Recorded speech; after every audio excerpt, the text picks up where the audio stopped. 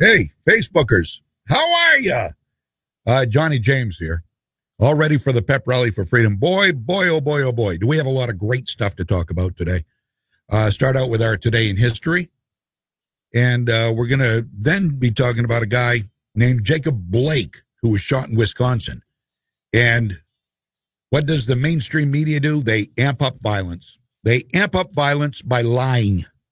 They are absolutely disgusting, and we've got a lot of disgust to go around this morning. Stick around, we're up.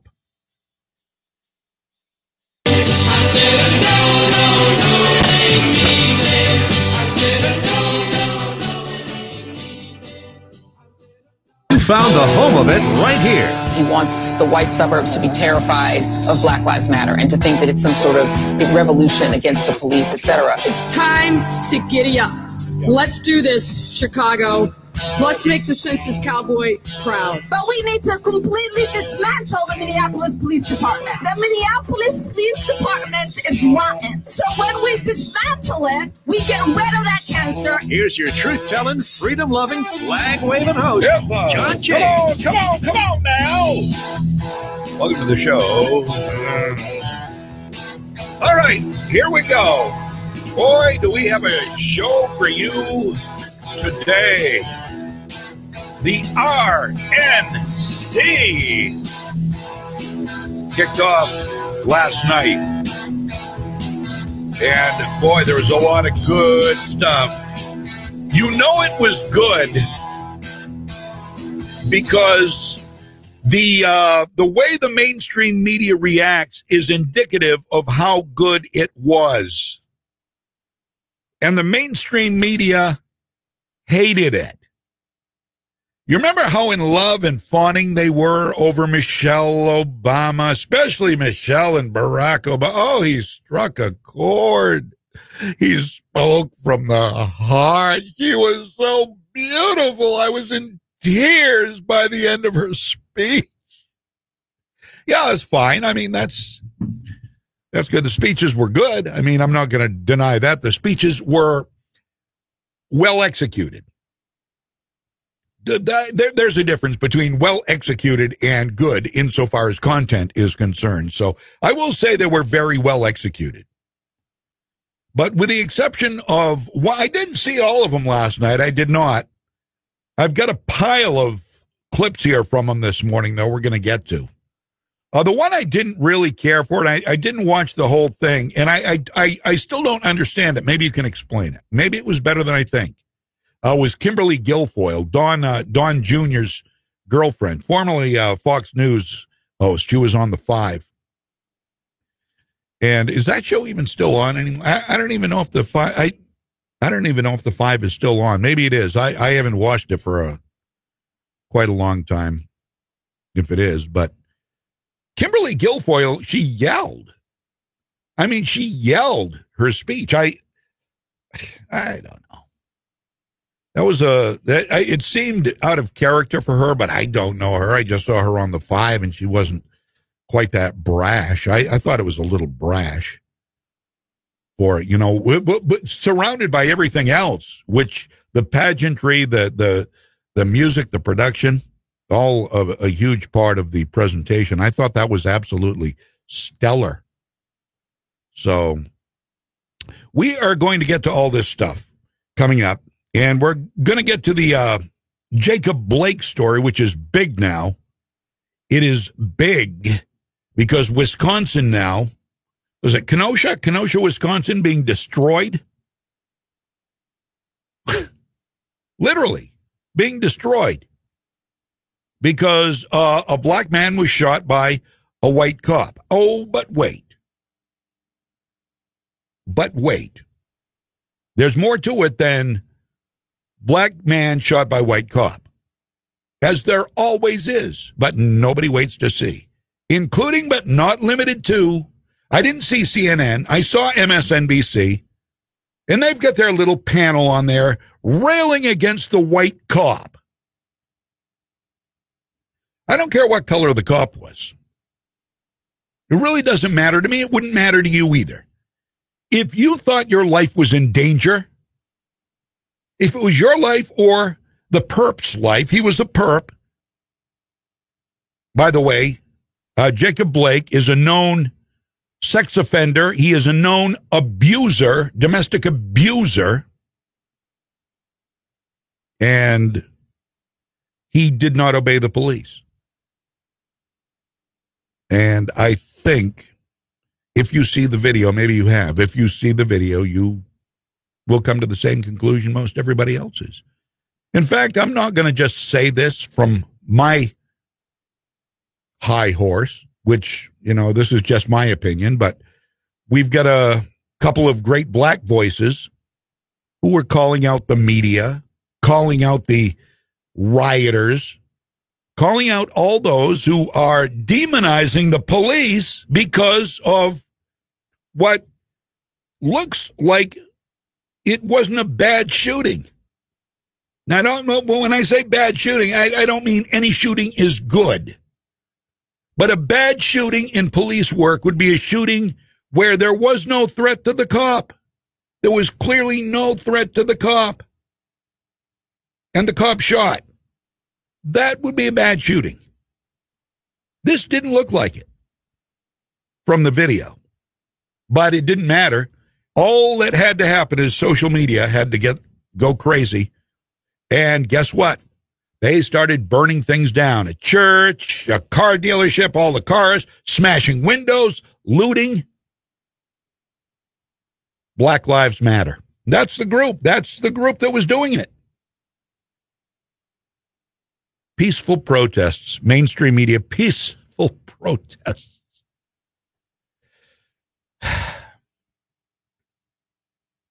Scary time. You don't think we need Trump? The law and order president? Well, maybe you'll change your mind a little bit once you hear some of what was said at the RNC last night. I sure hope so. It's nothing that we didn't already know, but it is laid out in a way that cannot be denied, really. And the mainstream media, what do they call people like Tim Scott, Nikki Haley, who is an American Indian? What do they call them? Tokens. So the Republicans will look diverse at the RNC. This is all they've got. This is all they've got. That means that Donald Trump and his supporters are over the target because they are losing their collective minds. And they will lose the election if people wake up and listen. It's going to take that. This is not as, I'm not speaking so much from a political, I am, but I'm not speaking as much from a political place as I am out of fear for what we face. Because the media and the Democrats, namely Nancy Pelosi, who was at it again yesterday, have painted the Trump administration as corrupt anarchists and painted Joe Biden, and still continue to try to paint him as a moderate, and same with Kamala Harris. Got to be careful how I say her name. Because Kamala, like it or not, was named in 2019 the most liberal senator in U.S. Congress. The most left, the most progressive. However you want to frame that. So stick around. We've got a lot from the RNC last night. A lot of stuff. May not get to it till next hour, but we are going to get to it, and there's plenty for you to hear. If you missed it, don't worry. I got your back. You need to hear this stuff. Call your friends. Share with your friends who are on the fence, especially the ones that are on the fence. Tell them to tune in. They can't stay up late at night. They wouldn't watch it anyway, but they're sitting around doing, I don't know, maybe they're at work and have a break. Whatever they're doing, share it with them or share the video later. The video will be there forever, as far as I know, unless Facebook deletes it. They've done that before, too. but you've got to hear what some of these people have to say. And you're not going to have to go searching all over the internet to find the various speeches. I've got some of the best ones, not the entire speeches in most cases, but I've got the best pieces of the best speeches right here on this show coming up. Let's start out with our look at history. Going back in time, August 25th, in years past. Here is the Associated Press. August 25th, 1944. During World War II, Allied forces in Europe liberate Paris, ending 4 years of Nazi Germany's occupation of the French capital. 1875. Captain Matthew Webb becomes the first person to swim the English Channel, making the journey from Britain to France in 22 hours. 1985. 13-year-old Samantha Smith and her father are killed in a plane crash in Maine. 2 years earlier, the girl's letter to the Kremlin led to her famous peace tour of the Soviet Union during the Cold War. Soviet people do not want war. They're a lot like us, and they want no harm to the world just like we do. 1956. Alfred Kinsey, pioneering researcher of human sexual behavior, dies in Bloomington, Indiana. He was 62. 1930. Bond, James Bond.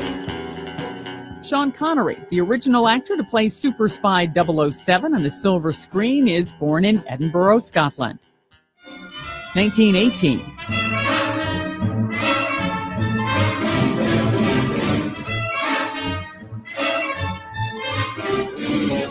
Composer and conductor Leonard Bernstein is born in Lawrence, Massachusetts. Among his well-known musicals, On the Town and West Side Story. 1954.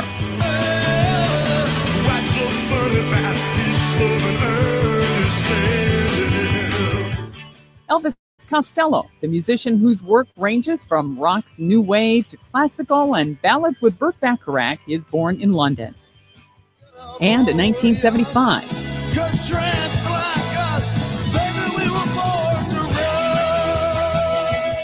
Bruce Springsteen's album Born to Run, considered a rock and roll masterpiece, is released. Today in history, August 25th. Cozell, the Associated Press. All right, welcome back. Legacy 1160 WSKW. Just got word the show is partially muted by Facebook because it may contain copyrighted material. I don't know what part. My back hurts again today. Can I just tell you that? Can I complain a little bit? Oh, and never mind. I was going to say my Moody's shirt, the Moody's Collision Center. I want to have that on the camera there a little bit. There we go. I like the back. It's nice. See, if you're watching on the video right now at legacy1160.com or on Facebook, I've got the big Moody's logo on back, the little one on front here. I'm glad you can't see the whole shirt. It's a black shirt, which I like, but it's got a couple of little white stains on it. I don't know what it's from. I don't know. Maybe toothpaste, but I didn't brush my teeth. Why do you always get white stains on black shirts and black stains on white shirts? Have you noticed that? Or maybe you get white stains on white shirts and black stains on black shirts, and you just don't notice it. Never mind, I guess. It's 9:26 right now on Legacy 1160 WSKW. Tonight, First Lady Melania Trump will address the Republican National Convention. Did you know she speaks 5 languages? As opposed to Michelle Obama, who only speaks 1. And that's one too many. And I've got to tell you, not to knock Michelle Obama. She's a fine lady. But, she doesn't speak as many languages as Melania Trump. This may be a record for Donald Trump. I'm not certain, but she and the president have been married since 2005, and 15 years later, they're still hot and heavy. She's hot, he's heavy. He's got to lose a little weight. That can't be good for a man his age to be the weight he's at. Got a little bit of a pot belly going on there, I think. And let's see, what else do we have? Oh, Joseph James D'Angelo, better known as the Golden State Killer, has been sentenced to 26 life terms. Wow. Good. 26 life terms for Joseph James DeAngelo.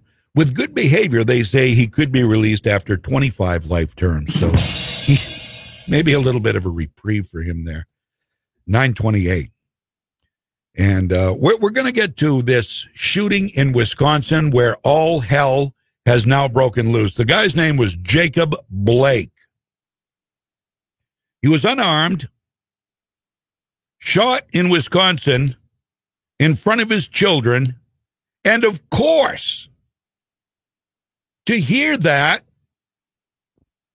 your gut instinct is to say, wow, that's just wrong. Some heads got to roll in the police department for that. That's your initial gut instinct. But if you are a rational human being, I'm serious about this. If you're a rational human being, if you have common sense, you have any brains, you're going to say, all right, step back. Let's see what happened. Before we start screaming, oh, cops' heads got to roll. We got to get rid of the police officers. The cop who shot this guy, he doesn't belong in law enforcement. A rational, commonsensical, intelligent person, which clearly none of the mainstream media is, but we know that. You would step back and say, all right, let's see what the story, let's see what the incidences surrounding this were. But in order to do that, you have to have a brain in your head. We'll tell you a little bit more about it and hear from a couple of black voices talking about this very incident straight ahead. You won't want to miss this. I'm John James. This is your pep rally for freedom. WSKW, AM 1160. Typical politician. Sarah Gideon seems to be talking out of both sides of her mouth. Gideon runs ads attacking corporate political contributions when Gideon took corporate political contributions. In fact, Gideon raked in over $150,000 in political contributions from corporate PACs and special interest groups. Gideon also criticized Susan Collins' Paycheck Protection Program, which helps save over 27,000 Maine small businesses and hundreds of thousands of Maine jobs. Meanwhile, Gideon's husband's law firm took at least $1 million from the same Susan Collins Paycheck Protection Program that Gideon criticizes in her negative attack ads. Instead of criticizing Senator Collins, maybe Sarah Gideon should be thanking her. Say no to Sarah Gideon and her double speak and double standards. Senate Leadership Fund paid for and is responsible for the content of this advertising. Not authorized by any candidate or candidates committee. www.senateleadershipfund.org. Don't wait any longer to earn your spot because there's $1,000 in cash and statewide bragging rights on the line in Legacy 1160 WSKW's first ever Cornhole Classic. We're holding qualifying rounds all over Central Maine, and 4 teams from each stop will make the finals, culminating with the championships on September 26th at Ray Haskell Ford Lincoln. Our next qualifying stop is at Trailside Performance on Saturday, August 29th. Both players can sign up in person from 9 a.m. to 10 a.m. or visit legacy1160.com/cornhole to register in advance. The games will start shortly after 10 a.m. at Trailside Performance, 797 Augusta Road in Winslow. Now, before you head over, take a minute to check out all the details on contest rules, locations, and more by going to legacy1160.com/cornhole. It's Legacy 1160 WSKW's Cornhole Classic, brought to you by Connected Credit Union, Majors Furniture and Appliance, Damon's Beverage, Trailside Performance, Manchester Motors, H.T. Winters, and Ray Haskell Ford Lincoln. Take it to Moody's. Take it to Moody's Collision Center. If your car is a wreck and you don't know where to go, take it to Moody's. You want to get on with your life, get on with the show. Take it to Moody's.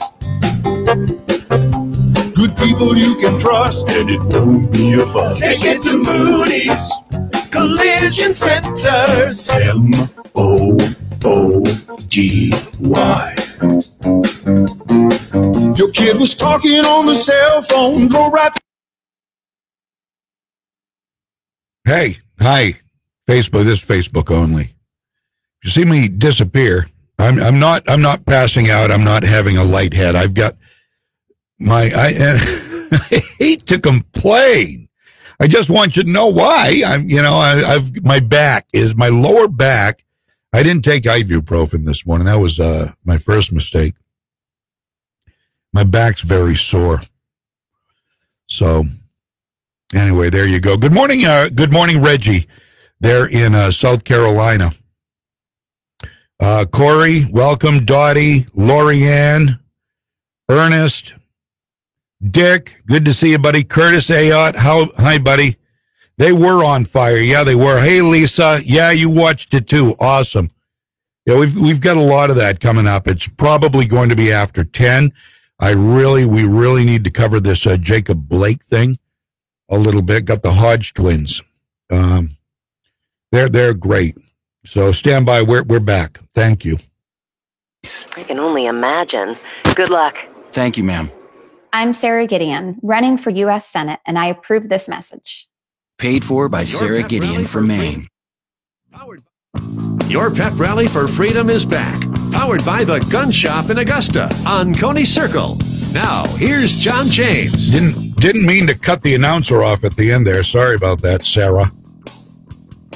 9:35, Legacy 1160 WSKW. And let's make the pep rally for freedom. Let's make it worldwide. Well, we get check-ins from all over the country, which is great. I love that. And hopefully we'll get more. We'll get the word out and just let freedom ring. I mean, this more than ever is the time to do it. I literally mean more than ever in my lifetime and yours too. In our history, unless you're really old, like Madonna or something. I don't know. 9:35. There was a shooting yesterday, or rather Sunday. It was Sunday in Kenosha, Wisconsin. If I'm not mistaken, I think it was Kenosha. I'm going to go with that. I'm pretty sure it was Kenosha, Wisconsin, which is not a long way from Milwaukee, actually. The guy's name was Jacob Blake. Now, let me preface this by saying that Jacob Blake is known to the police. He is a sex offender. He is a domestic abuser. And I don't know what else. I know those two things because those are documented. And I know that from watching the video that was posted, he wasn't listening to the police. In fact, he went to a car with his kids in it, and the police had their guns drawn because, first of all, they didn't know why he wasn't obeying commands. And what was the reason? It looked like one of the cops had him by his T-shirt, trying to pull him, trying to keep him from going into the car. And he did not comply. So why was he opening the door and going into the car? What was he going for, if anything? Now, in a split second, you're a cop. You want to go home to your wife and kids that night. What do? Do you take a chance? That's not how police are trained. To take chances. When somebody doesn't obey commands, there's usually a reason.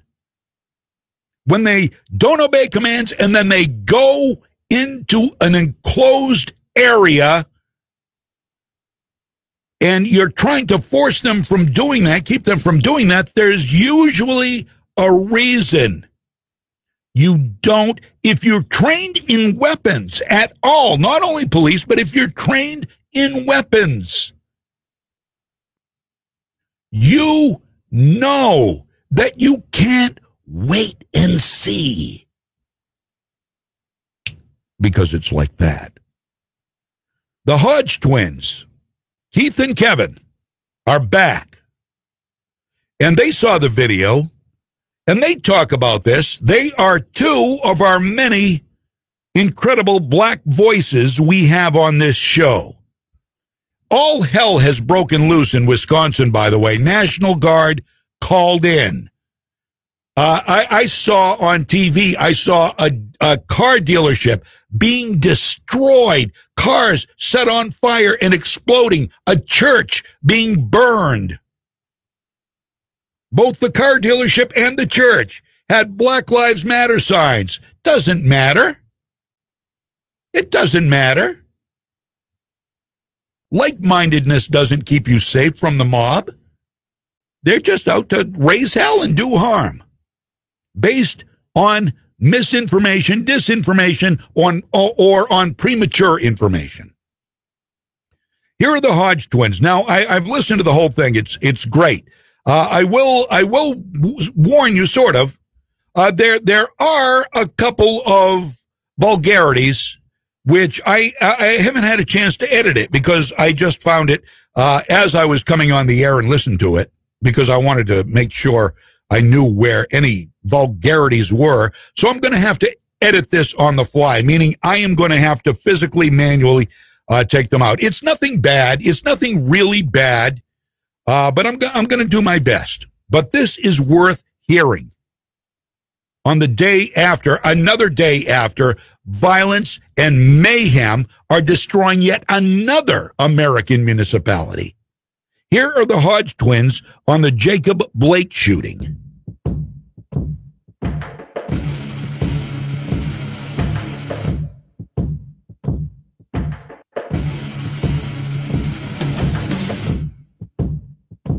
It has a very long intro to it, apparently. Yeah. Welcome to the show. I don't know why. I gotta laugh every time I do that, man. I can hear myself in the mic. Just sounds good, man. Yeah, but anyway, man, let's get serious. This is a serious topic. We got another unarmed black man shot in the back 7 times in front of his kids. And when I read that online, I was like, man, I'm like pissed off. I'm thinking, how the hell did this happen? Yeah.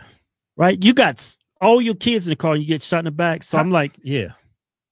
But before I can even get into the story, you have to see what happened. Yeah. I mean, all of this could have been avoided. So easily, man. So people would just listen. Yeah, just stop and listen to the officer's demands. Yeah. And it's funny, the media, when they show the video, nobody ever mentions that. Nothing.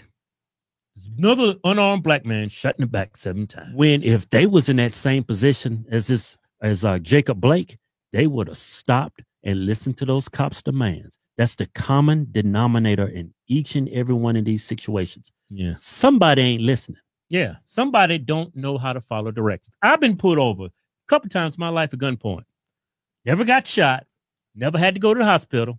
All I had to do was listen to the police officer. Put my hands in the air. Get on both knees. Now put your hands behind your head. Yeah, just lay flat back. Now roll over. Now put your feet in the air. Now put one arm in there. They didn't tell you to do all that. I'm just over exaggerating. All you got to do is follow the cops' directions. So check out the video. All right, here's the guy running away from the cops, going to the car. They've got their guns drawn, trying to get in the car. And everybody's talking about, oh, my God, he got shot in front of his kids, which is a tragedy, which is horrible. But personally, I don't think Jacob gave a damn about his kids being in the back of the car. Because if I was in that position and I'm with my kids and they're in the back of the car and the cops point a gun at me and tell me and start giving me demands, last thing I'm going to do as a father is jump in the car with my kids. But you know why Jacob jumped in the car with his kids? Because Jacob didn't give a shit about his kids. He didn't care what. He didn't give a shit. Kids was going to get shot because he's being stupid. Just being stupid, man. That's your kids in the car. You got 2 officers got a gun on you. Yeah. And you jump in the car with your kids in the car. Yeah. The cops. Nobody's saying anything about that. I'm more upset at Jacob than anybody. You got your kids in the car, man. Yeah. And people don't realize that domestic incidents, domestic violence calls for police officers are the most dangerous situations for police officers. 40% of police officer deaths in this country are responding to calls just like this. Yeah. Everybody keeps saying Black Lives Matter. Do these two cops, do their lives matter? Because Jacob put that life at risk. Yeah. When I looked at that video, looked like he was trying to grab a weapon. Anybody with a brain would be scared. Anybody with two eyes would say, hey, he's going for a weapon. Yeah, and honestly, the people that's saying that, so if you was the police officer, you'd be like, oh, okay, what are you getting? Oh, he's probably getting his wallet. Oh, his driver's license. Yeah, Probably fell up under the seat. Yeah, maybe he's getting, I don't know, a stick of gum. Let's just see what he come out with. Stop making excuses for this man. No rational person would think that. If I'm a cop or you a cop, I'm thinking he's grabbing something. This whole thing could have been avoided. All he had to do was follow the cops' directions. And on top of that, man, when the cops get there, they don't really know what's going on. They know it's a domestic disturbance call, but they don't know who's involved. They don't know what transpired. They got to do an investigation. They got to ask questions. They got to approach everybody as if they're the most violent person in this world. Yeah, because like I said, domestic disturbance calls is the number one killer of cops. Yeah. Sometimes the wife will call the cops, right? My husband's beat me again. As soon as they arrest the husband, guess who ends up shooting and killing the cops? The wife. Yeah, it's just dangerous from both ends. Yeah. And it's, man, same thing over and over and over. And it's like, I don't get it. It's like as black people, you see cops will shoot you if you don't follow commands. They will shoot you. Yeah, they won't shoot you for no reason. If they feel like their life is a danger, they will shoot you. But they're just not going to get out of the car and start shooting you. Yeah, cops are not hunting down black men. I've failed to see a black dude walking down the street just minding his own business, flying a damn kite, and a cop just jump out the car and shoot and kill him. No, all these incidents are handled has the same scenario. Yeah, not following commands. Every single time. And black folks, the media is playing you. Now, every time I see an incident with a unarmed black man, y'all out there acting a fool. You putting your life at risk. Yeah, they burning down the city now. Now you're burning down the damn city. When all Jacob had to do was just stop, listen, follow commands. Yeah. I mean, the cop's life matters too. They're not going to sit back and wait for him to pull out a gun and shoot and kill him. There's more cops shot and killed than unarmed men, period. Yeah, white and black. Hundreds of police officers already died this year, and more often than not, they don't get no warning or anything. They don't get no protest. They don't get no the NBA wearing the jersey with that name on the back of it. Don't get none of that. No respect at all. Yeah, Jacob is in the position he is today because he didn't follow directions. It had nothing to do with his skin color. I guarantee you, if he was white, they'd have did the exact same thing. Race played no part in this. Absolutely nothing. Hopefully he makes it through. He's out of ICU and he's not dead. So hopefully he makes it through. But it's like this growing thing that I see in the black community. It's like black people have a chip on their shoulder. Every time the cops show up. Right. And it's almost like, okay, they're going to make me a hero today. I'm gonna act out. They're going to shoot me. They're going to make me a hero. This is going to be on War Star. I'm going to be famous. I ain't going to go out like no punk. I'm going to be a martyr. Man, y'all crazy as hell. Yeah. There they are, the Hodge twins, black voices, speaking truth, speaking common sense, speaking intelligently. Unlike the mainstream media, I don't have it on, I didn't get it on audio yesterday. I actually tuned into it as two MSNBC talking heads were demonizing the white police officer who shot the black man, saying this is becoming an epidemic. Tell me this is not terrorism. This is terrorism from the media. They are pouring gas on this. And people are listening. They're tweeting it out. They're talking it up. They're spewing their venom, all because they hate Donald Trump. It's not that they care about social justice. I'm not saying they care nothing about social justice, but they don't care as much as they make you think they do. They just like to raise the level of anger and hate, and they love to see it play out on the streets because A, it gives them something to report on, and B, it gives them another reason to demean Donald Trump. Meanwhile, Trump is getting blamed for all the violence in all of these Democrat-controlled areas.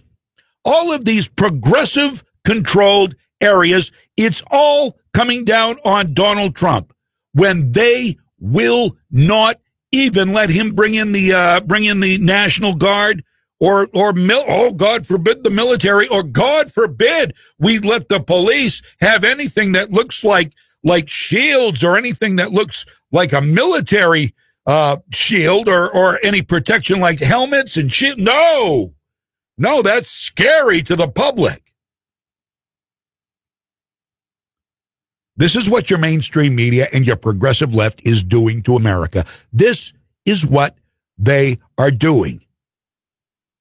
Democrats, your party has left you. You have not left them.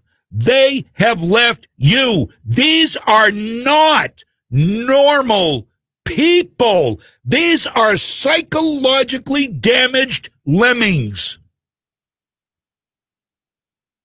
And they've got a psychologically damaged lemming to the umpteenth degree running for the leadership role of this country. And another pandering fool at his side, chosen not because she was probably the best for the job, but chosen because she is a woman and, moreover, a woman of color. That's why. That is the reason why. He had very few people to choose from because he limited his choices. Why he chose Kamala Harris is anybody's guess, because she isn't very well liked even on the left. Of course, they'll try to play like they like her now because anything to get rid of Trump, we'll kiss her butt if it'll help get rid of Donald Trump. We'll say she's the greatest thing in the world. But her record in California as district attorney and as DA proves otherwise. And her lying during the Democrat national debates say otherwise. She lied. She got up there and lied. And what was her excuse for lying? Well, it's a debate. It's a debate. But you lied. You told lies. It's a debate. That's all she had. It's a debate, meaning you're supposed to lie in a debate. Donald Trump didn't lie in the debates. What he said he'd do is what he did. It's a debate. You're supposed to lie. Oh, this is, boy, oh boy, I'm telling you, there is actually, there is no competition there. If you compare the two sides, there is no competition. But because we have people who just hate Donald Trump and will vote, they would vote for the devil if it meant beating Donald Trump because of who Donald Trump is, not because of what he's done. They care more about a person's personality than about the character of the person and the actions of the person. They care more about, does he hurt people's feelings? Yeah, he hurts everybody's feelings.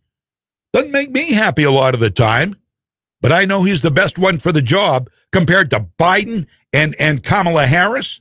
What do they have on Trump? Oh, he brought the unemployment rate down to 3.5%. He cut all these regulations, and employees of companies got bonuses and raises. Oh, he's done an awful job. And Mike Pence, he won't go out to dinner with another woman unless his wife's there, and he's religious. He sucks. This is what they've got? This is how they talk. Are you familiar with this? This is all true. What I'm telling you is all true. It is all the progressive left. It's how they portray Donald Trump and Mike Pence. Donald Trump is a corrupt anarchist, and Michael Pence is a religious zealot who will not go out with another woman for dinner for any reason, whether it's business or otherwise, unless his wife is there. Oh, he's too moral. Yeah, that's a good one. That's a really good one. Sure, a lot of women would argue with that, right?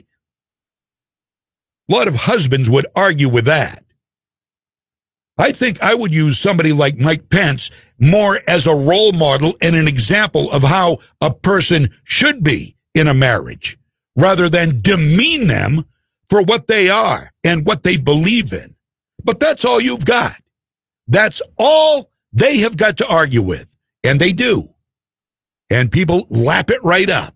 Oh, Mike Pence, what a religious moron. Well, he's vice president, isn't he? Something Kamala Harris probably, hopefully, will never be. It's 9:53. Back with more. I'm John James. AM 1160, WSKW. Take it to Moody's. Take it to Moody's Collision Center. If your car is a wreck and you don't know where to go, take it to Moody's. You want to get on with your life, get on with the show. Take it to Moody's. Good people you can trust, and it won't be a fuss. Take it to Moody's Collision Centers.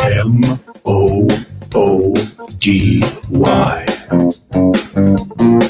Your kid was talking on the cell phone, drove right through your own home, sitting in the parking lot. Maybe you get hit a lot, driving through the green light. Suddenly your side swipe, put it in reverse, but it turned out that it was first. Take it to Moody's.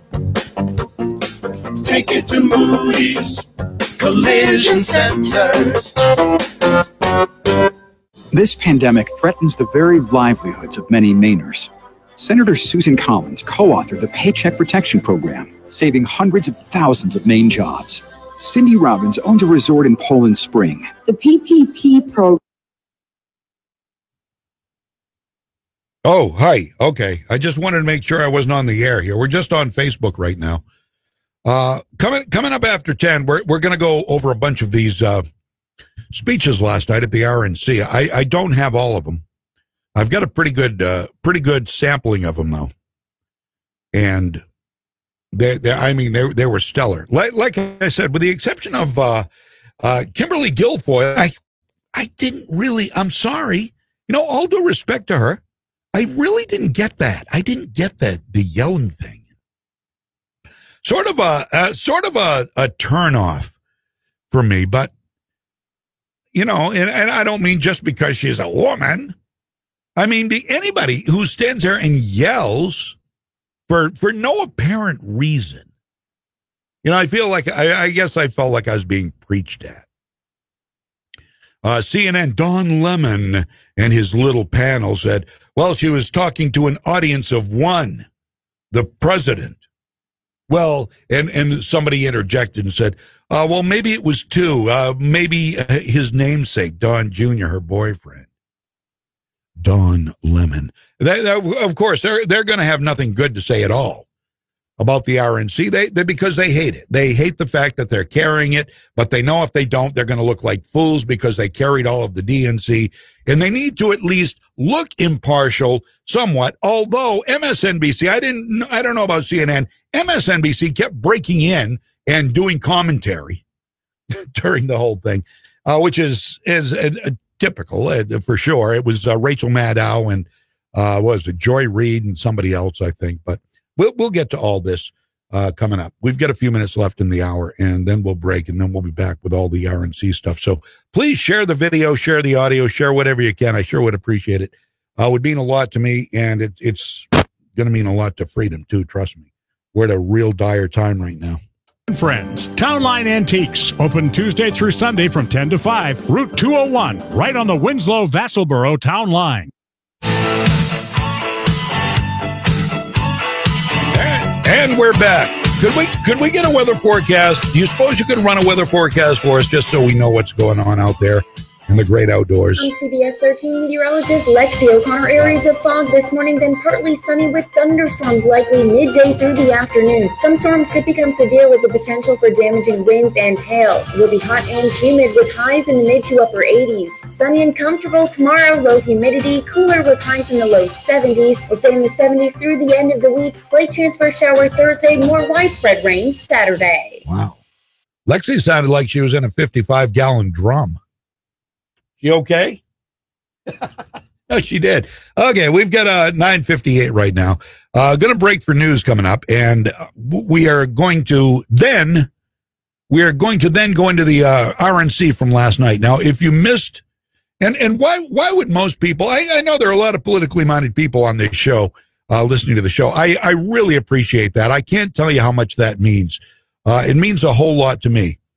And it means a whole lot to freedom lovers, because we aren't a party of hate, and we are not a bunch of zealots and Kool-Aid drinking Trump supporters. We're realists. We are intelligent realists. We are not woke, or maybe we are. Maybe we are the really woke, because, as I often say, the ones that, when they say what they are actually describing us.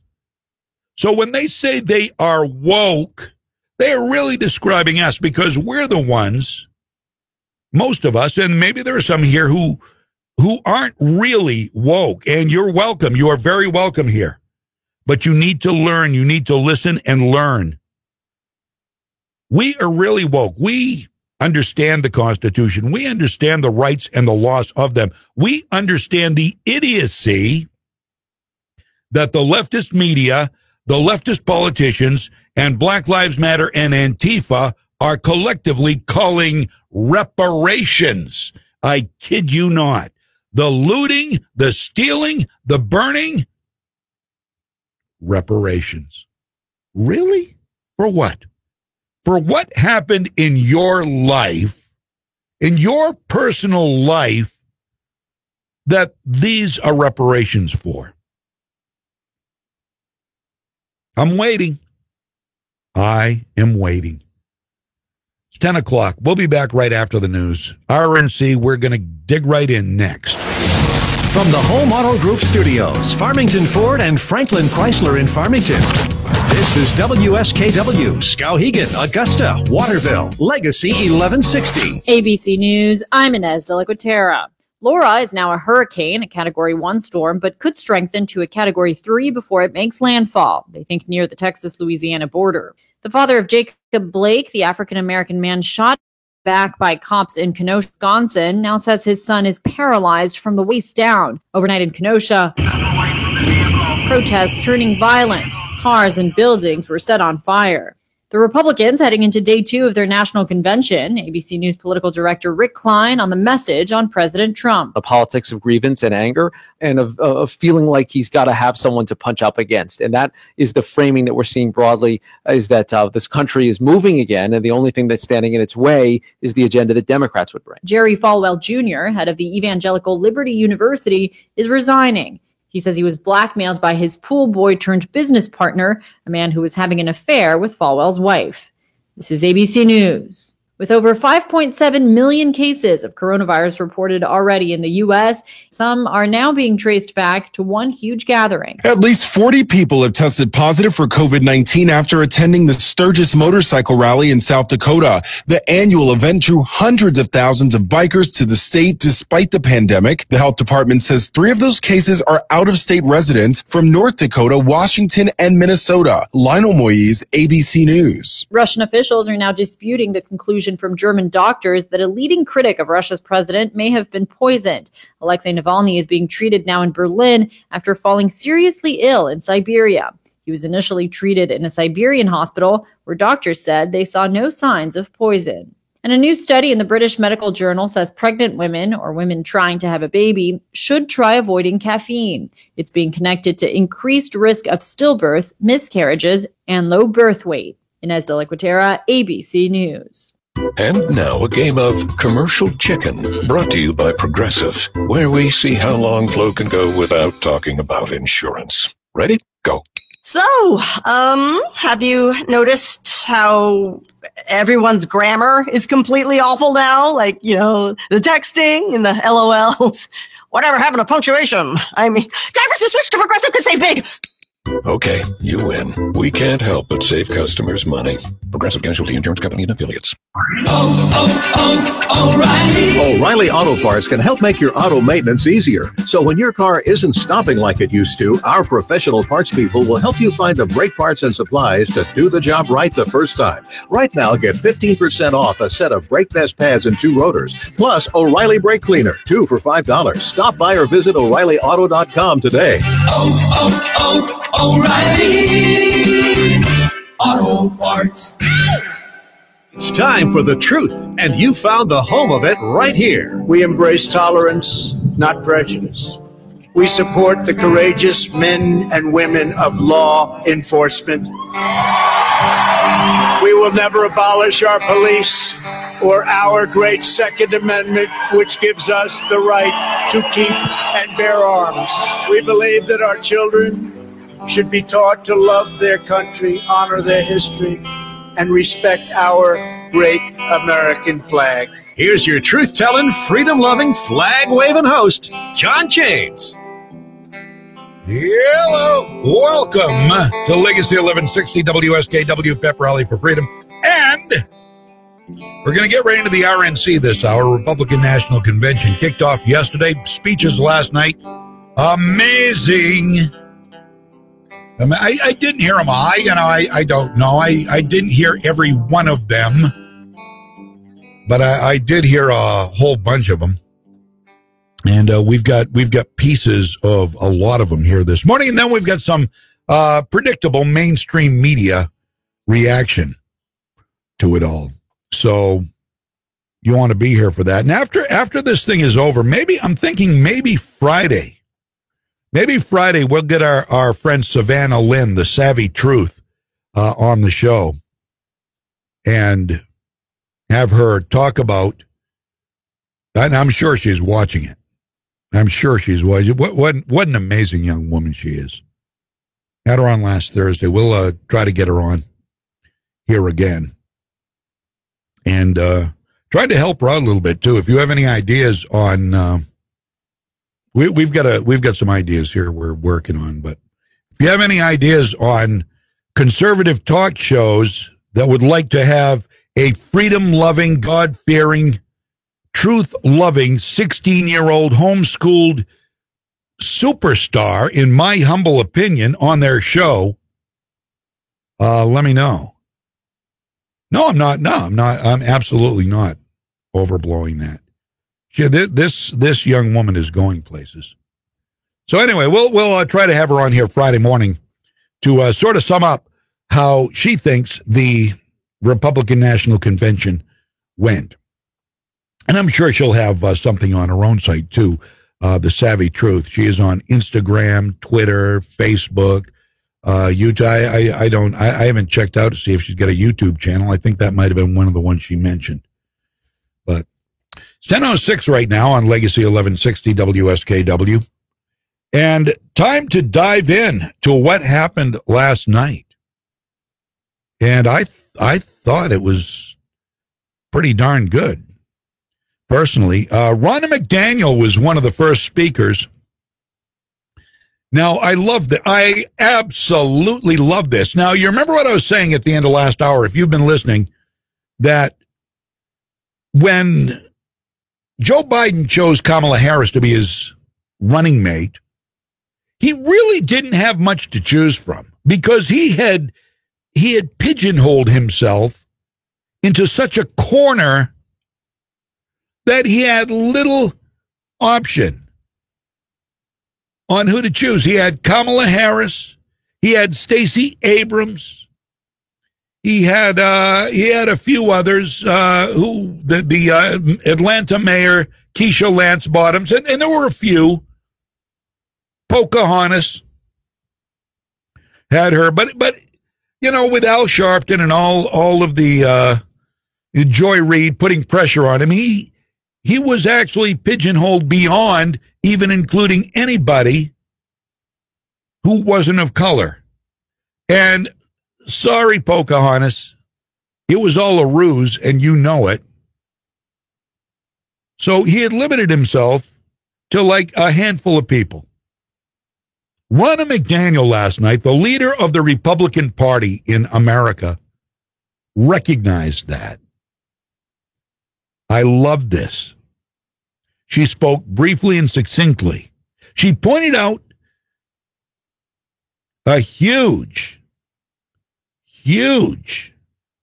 difference between Trump's pick of her for the leader of the Republicans and Joe Biden's pick of Kamala Harris to be vice president. It basically put both pandering Joe and pandering Kamala, I'm trying, in their respective places. Here's Ronna McDaniel. I'm Ronna McDaniel, chairwoman of the Republican National Committee.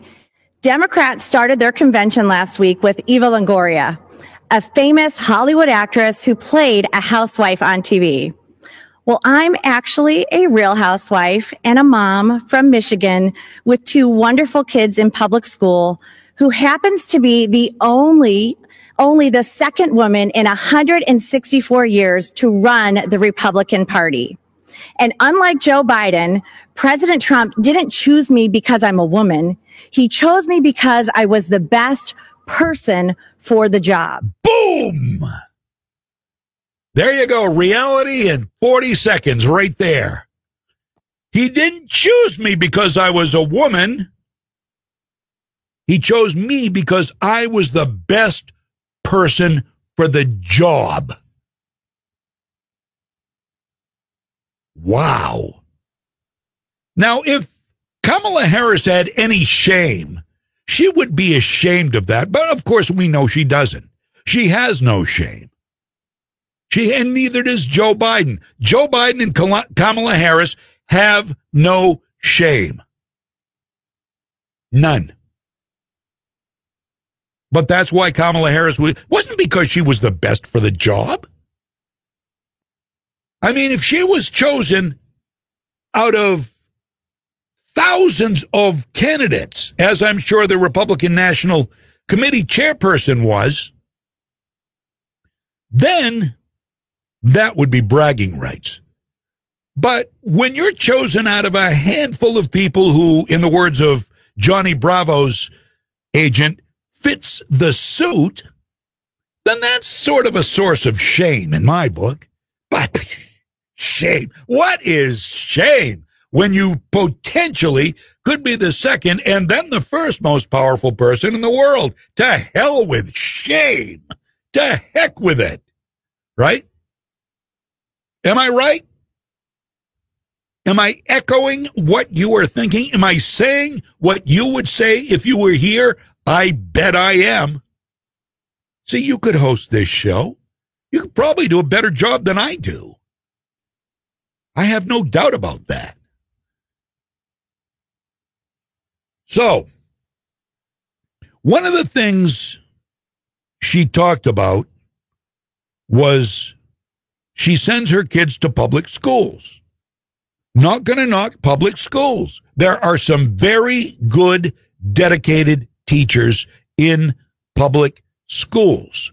But public schools as a whole leave something to be desired, and it is because, most notably, of teachers' unions.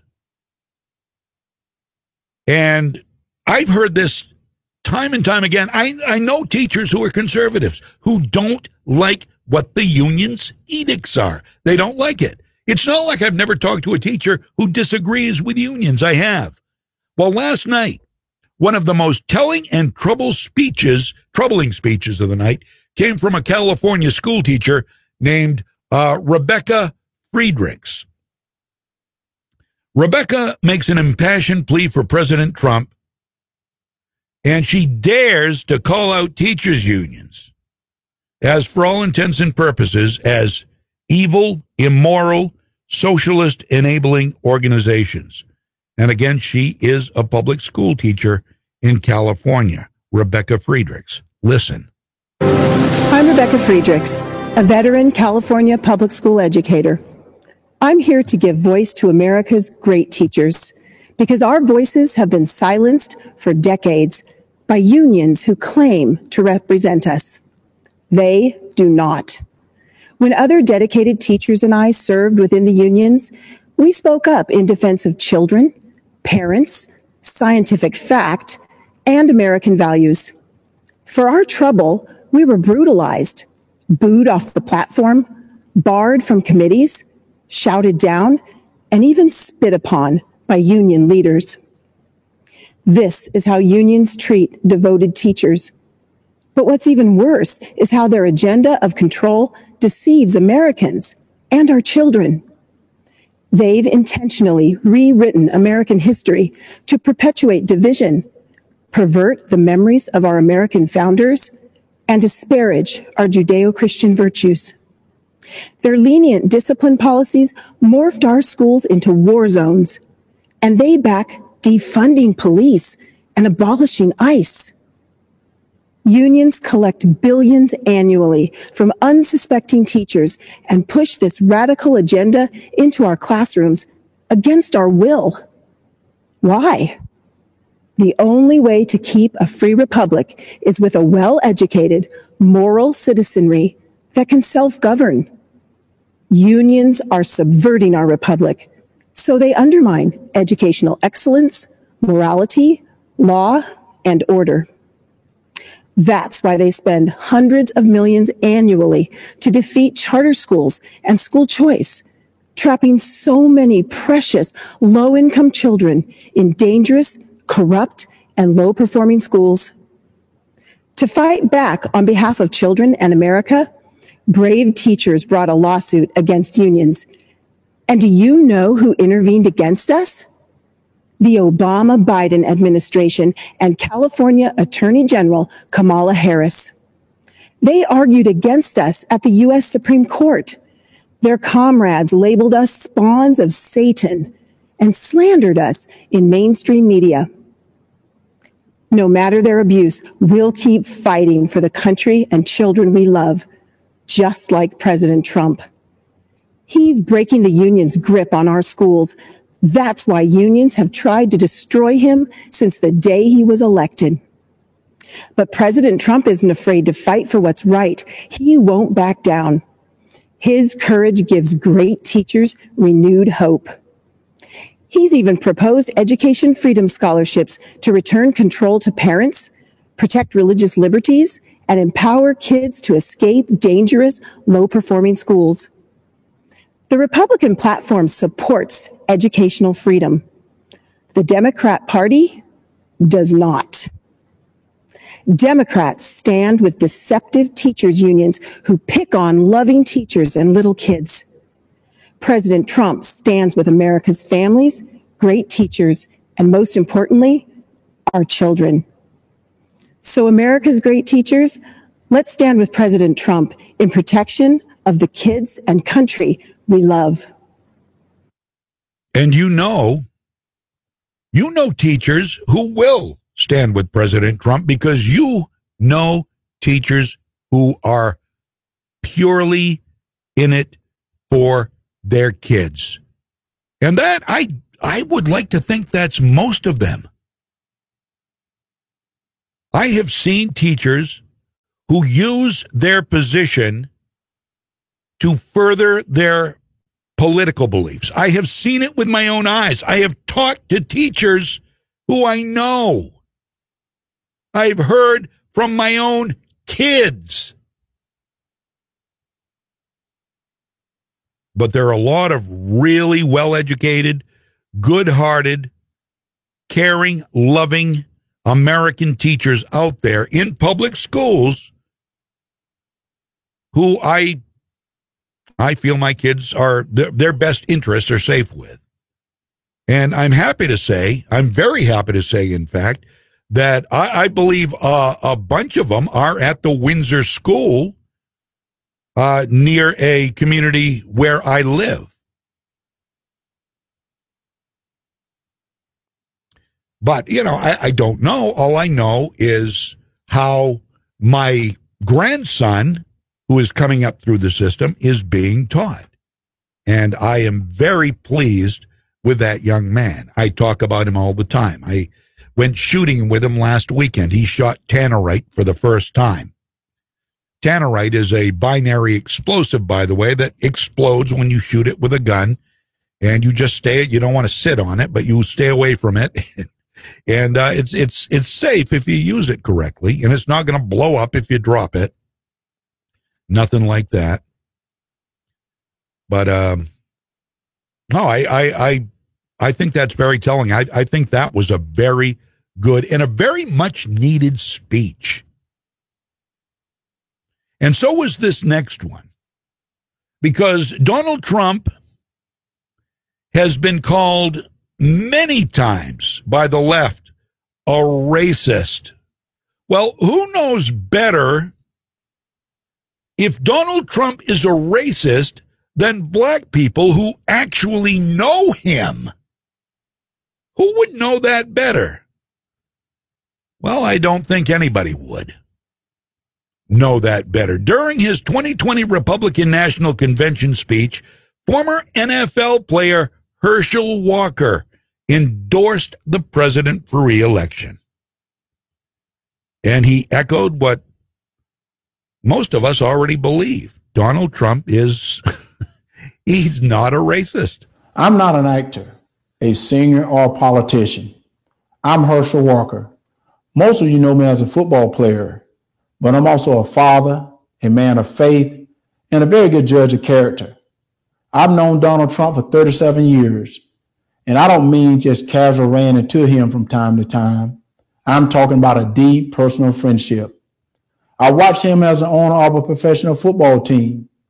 Right after he bought the team, he set out to learn. He learned about the history of the team, the players, the coaches, every detail. Then he used what he learned to make the team better. I watched him in the boardroom. He can be in the middle of a big meeting, but if one of the kids was on the phone, he dropped everything to take the call. He taught me that the family should be your top priority. I watched him treat janitors, security guards, and waiters the same way he would treat a VIP. He made them feel special because he knew they were. He understands that they are the people who make this country run. They clean, they cook, they build, they drive, they deliver. He told me, Herschel, make an effort to get to know people. Remember their names. That stuck with me. One time, I planned to take his kids to Disney World with my family. At the last minute, Donald said he'd like to join us. So there he was, in a business suit, on It's a Small World ride. That was something to see. It just shows you what a caring, loving father he is. It hurt my soul to hear the terrible names that people call Donald. The worst one is racist. I take it as a personal insult that people would think I've had a 37-year friendship with a racist. People who think that don't know what they're talking about. Growing up in the Deep South, I've seen racism up close. I know what it is, and it isn't Donald Trump. All right. Go ahead. What do you got? What do you got to counter somebody who's known, a black man who's known Donald Trump for 37 years? And he wouldn't, a former NFL football player would not sell out for a little TV airtime. Wouldn't do it, would he? Would he? Are you going to tell me Herschel Walker is wrong? Has Donald Trump said some racist things over the years? Yeah. He has insulted just about every ethnicity and human being a person can. Is that right? Absolutely not. Does that make him a racist? Well, according to Herschel Walker, apparently not. 37 years, that takes us back to what, 1983? Yeah. Well, all right. So maybe Herschel Walker is wrong. All right. So maybe Herschel Walker is wrong. Maybe he doesn't know Donald Trump well enough, even though he went to Disney World with him and rode on the It's a Small World ride with him in a business suit. I would love to. I would have paid money to see that. But I doubt I doubt you're going to find that Herschel Walker is wrong on his assessment of Donald Trump. I think you're going to find that was pretty heartfelt. He's not the only one. We're going to hear from Vernon Jones coming up. Vernon Jones is another great black voice. Vernon Jones is from Georgia. Vernon Jones is also a Democrat. And he was at the RNC last night. We'll hear from him on the way. A lot more to come. You're going to want to hear it. Stick around. I'm John James. Legacy 1160, WSKW. Hi, my name is Tony Esposito from Rockland Ford, and we want to buy your car. An unexpected situation created by this pandemic is that there is a nationwide shortage of inventory. Now, what does this mean for you? This means that the vehicle you own has never been worth more. In some cases, your vehicle is worth retail book value. I have never seen anything like it. So, if you need some extra cash or a lower payment, there has truly never been a better time to sell or trade your vehicle. If I was a consumer, I would sell high on my trade while buying low and cashing in on 0% interest and manufacturer's rebates. This is not a gimmick. This is real talk.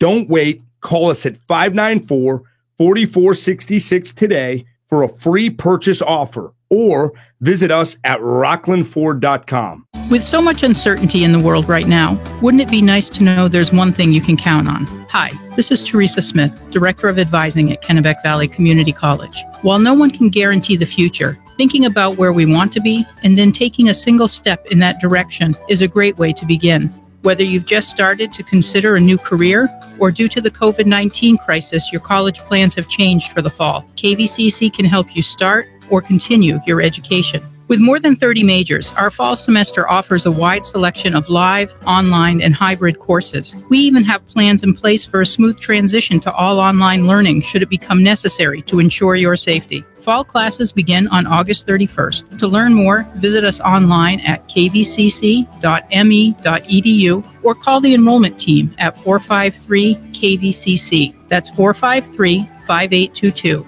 Now is a great time for KVCC. We're local, we're prepared, and we're here for you. I want to tell you about all of the incredible items you can find at Townline Antiques, but there's no substitute for seeing them in person and reliving those wonderful memories for yourself. Now's the perfect time to shop through their great selection of furniture, artwork, classic electronics, sports memorabilia, jewelry, books, glassware, home decor, and so much more. Take home something to decorate a room with style, add to your collection, or share wonderful memories of your past with family and friends. Townline Antiques, open Tuesday through Sunday from 10 to 5, Route 201, right on the Winslow-Vassalboro Town Line. Take it to Moody's. Take it to Moody's Collision Center. If your car is a wreck and you don't know where to go, take it to Moody's. You want to get on with your life, get on with the show. Take it to Moody's. Good people you can trust and it won't be a fuss. Take it to Moody's Collision Centers. MOODY. Your kid was talking on the cell phone, drove right through your own home, sitting in the parking lot. Maybe you get hit a lot, driving through the green light. Suddenly your side swipe, put it in reverse, but it turned out that it was first. Take it to Moody's. Take it to Moody's Collision Centers. I'm CBS 13 meteorologist Lexi O'Connor. Areas of fog this morning, then partly sunny with thunderstorms likely midday through the afternoon. Some storms could become severe with the potential for damaging winds and hail. It will be hot and humid with highs in the mid to upper 80s. Sunny and comfortable tomorrow, low humidity, cooler with highs in the low 70s. We'll stay in the 70s through the end of the week. Slight chance for a shower Thursday, more widespread rain Saturday. Your pep rally for freedom is back. Powered by the Gun Shop in Augusta on Coney Circle. Now, here's John James. Welcome back. Speaking of guns, we are going to get to some gun news next hour. Interesting stuff. Got a story of self-defense, got a story of a ban from Facebook, and more you're going to want to hear about right here on Legacy 1160 WSKW, because as we know, without the Second Amendment, all the rest are unprotected. Keep that in mind. And that's one of the goals of the Biden administration, is to start the never-ending process of doing away with weapons a la carte. They'll start with assault weapons. They will move on to semi-automatic weapons. Then they will go to revolvers. Then they will go to single shots. They'll leave us clubs, maybe clubs and knives to defend our families with, or to target practice. I don't know how you can target practice with a knife or a bat. I suppose hitting the ball is target practice if you're a baseball player. But I'm a little too old for the swinging. I don't think my back will stand up to it. So anyway, that's all coming up after 10 o'clock. Right now, let's deal with some more of the great things that happened last night at the Republican National Convention. Representative Jim Jordan is a very well-spoken American congressman from Ohio. He was one of the first speeches of the night with a great message, and it included a really nice personal story about Donald Trump and one of Jordan's neighbors. Now, I think these are important, although the mainstream media is naturally going to play them down and demean them and say it's all fluff. Don't you think when somebody speaks of another person's character from experience, it really, really, really matters? I think it does. I think that's a pretty big deal. I mean, you just heard it from Herschel Walker, former NFL player. Known Trump for 37 years, says Trump is not racist. Herschel Walker, a great black voice, a great American hero, football hero. I'm not a big football fan, but I know who Herschel Walker is. I think I was collecting cards when Herschel Walker played, actually. Does anybody remember the stamp books, the NFL stamp books Sunoco used to have? My brother Danny and I used to collect those. We used to get the books. And we used to go down to Sunoco every time my dad would fill up, or we'd, go down to buy some bubblegum cards. We'd get a couple of books of those stamps. I remember them so well. You'd rip the ends off like you do those tickets you get at the fair, and you'd open them up, and you'd hope you got players you hadn't got to put in your stamp book. And each team had its own set of pages, and it just brings back good memories. I don't think those were back when Herschel Walker was playing, but just brought back a memory I thought I'd share with you. I like memories. I do. Memories are good. Memories are history. You wouldn't want to get rid of your memories, would you? You wouldn't want to get rid of your history. You learn from your mistakes. That's what your memory is good for. You say, I'm not going to do that. Been there, done that. How is tearing down statues any different? How is erasing history any different from erasing your memory? Think about that. Think about that for a few minutes. You don't do certain things because you've done them before, and you know that's not going to end well. Exhibit A. All right, 1031. So let's get to Jim Jordan here. As the leftist mob and media continue to paint Trump as a corrupt, racist anarchist, real stories from real people who know the man personally are going to become increasingly difficult to dismiss, although the mainstream media will find a way to do it. Here is Congressman Jim Jordan last night at the Republican National Convention. Good evening. I'm Congressman Jim Jordan, representing the 4th District of Ohio. The Republican Party is the pro-America party. President Trump is the pro-America candidate. This election is about who can preserve the values, principles, and institutions that make America great. Don't believe me?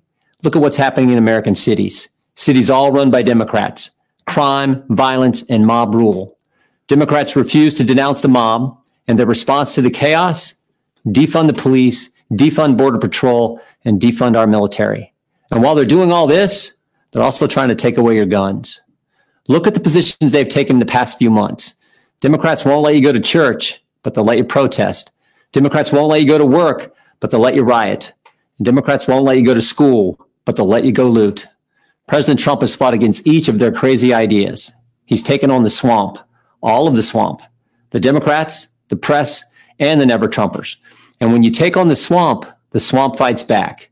They tried the Russia hoax, the Mueller investigation, and the fake impeachment. But in spite of this unbelievable opposition, this president has done what he said he would do.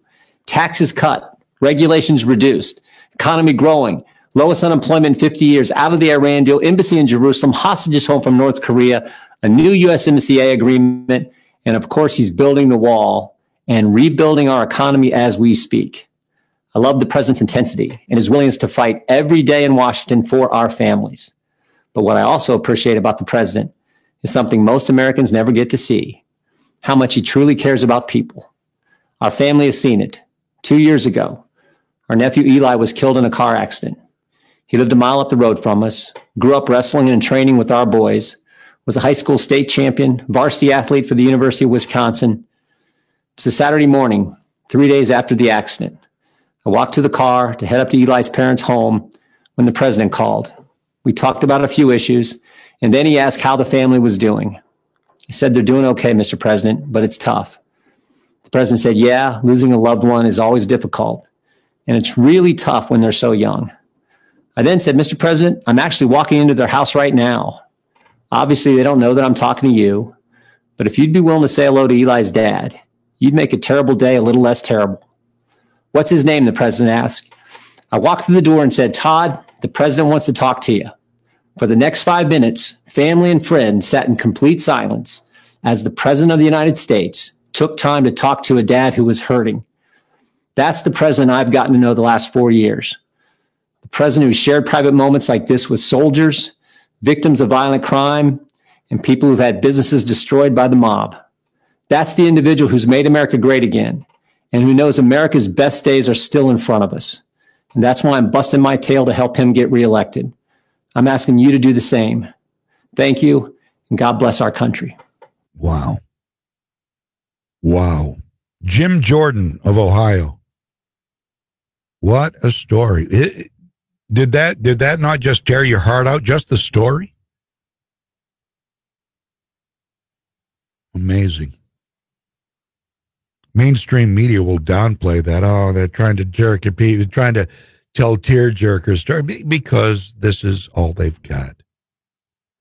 They have nothing substantive. All they have is hate and anger. And we reject that. We have to reject that. While they propel it forward, we reject it.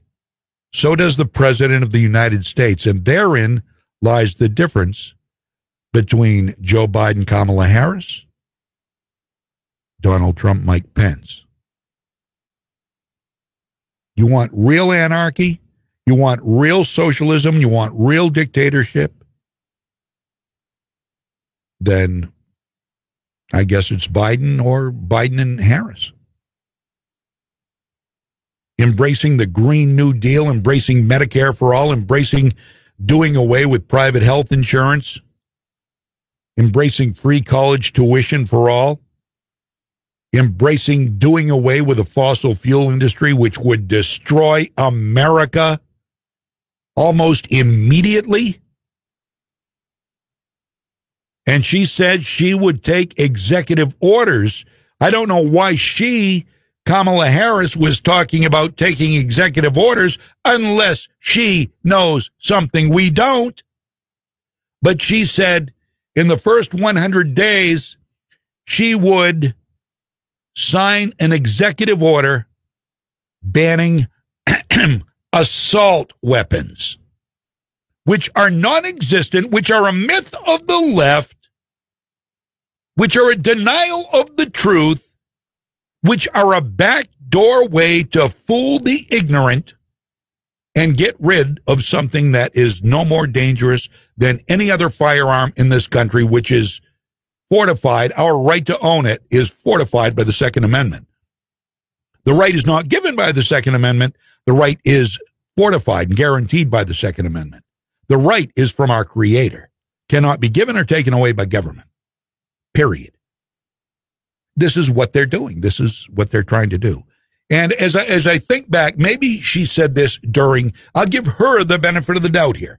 I think maybe when she said that, this was during when they were debating before the primary elections took place. But still, don't think for a minute that she doesn't think just like Joe Biden does, or that Joe Biden has not come to her way of thinking, just like he's come closer to AOC and the Green New Deal. You keep thinking Joe Biden's moderate, Kamala Harris is moderate. They're both about as left as you can get without going off the cliff. And maybe they are off the cliff. I don't know. Hopefully we'll never have to know.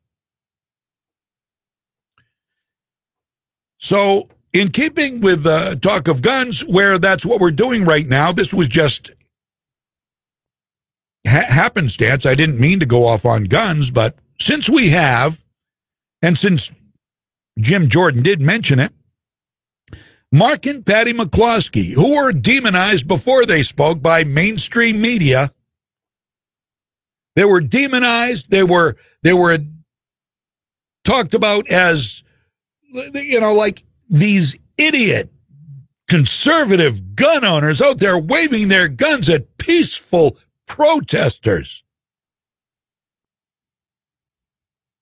How disingenuous is the media?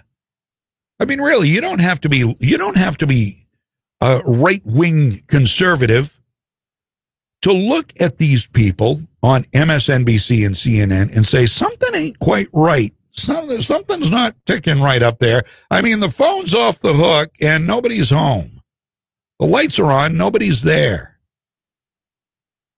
They sit there and they talk about peaceful protests. When you can go online, you can go on YouTube right now, and you can see the day the McCloskeys came out of their house with their guns. And you can hear the yelling, you can hear the screaming. What you don't see is the mob actually breaking down the wrought iron gate that led into the gated community. Nothing says peaceful protest like ripping down an iron gate. Right? Gotcha, MSNBC. Well placed. So Mark and Patty McCloskey spoke last night from their home. They're attorneys. They're from St. Louis. And they came face to face with these screaming banshees.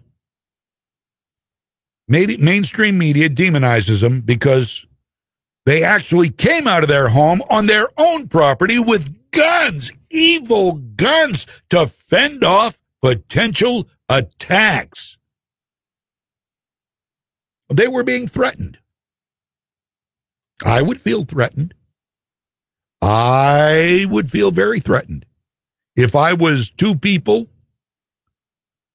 and there was a mob yelling and screaming and going by my house and yelling at me, which they were, damn right I feel threatened. When the media heard the McCloskeys were going to speak at the RNC, they made fun of it. Said it was just a ploy to use people to play to their base.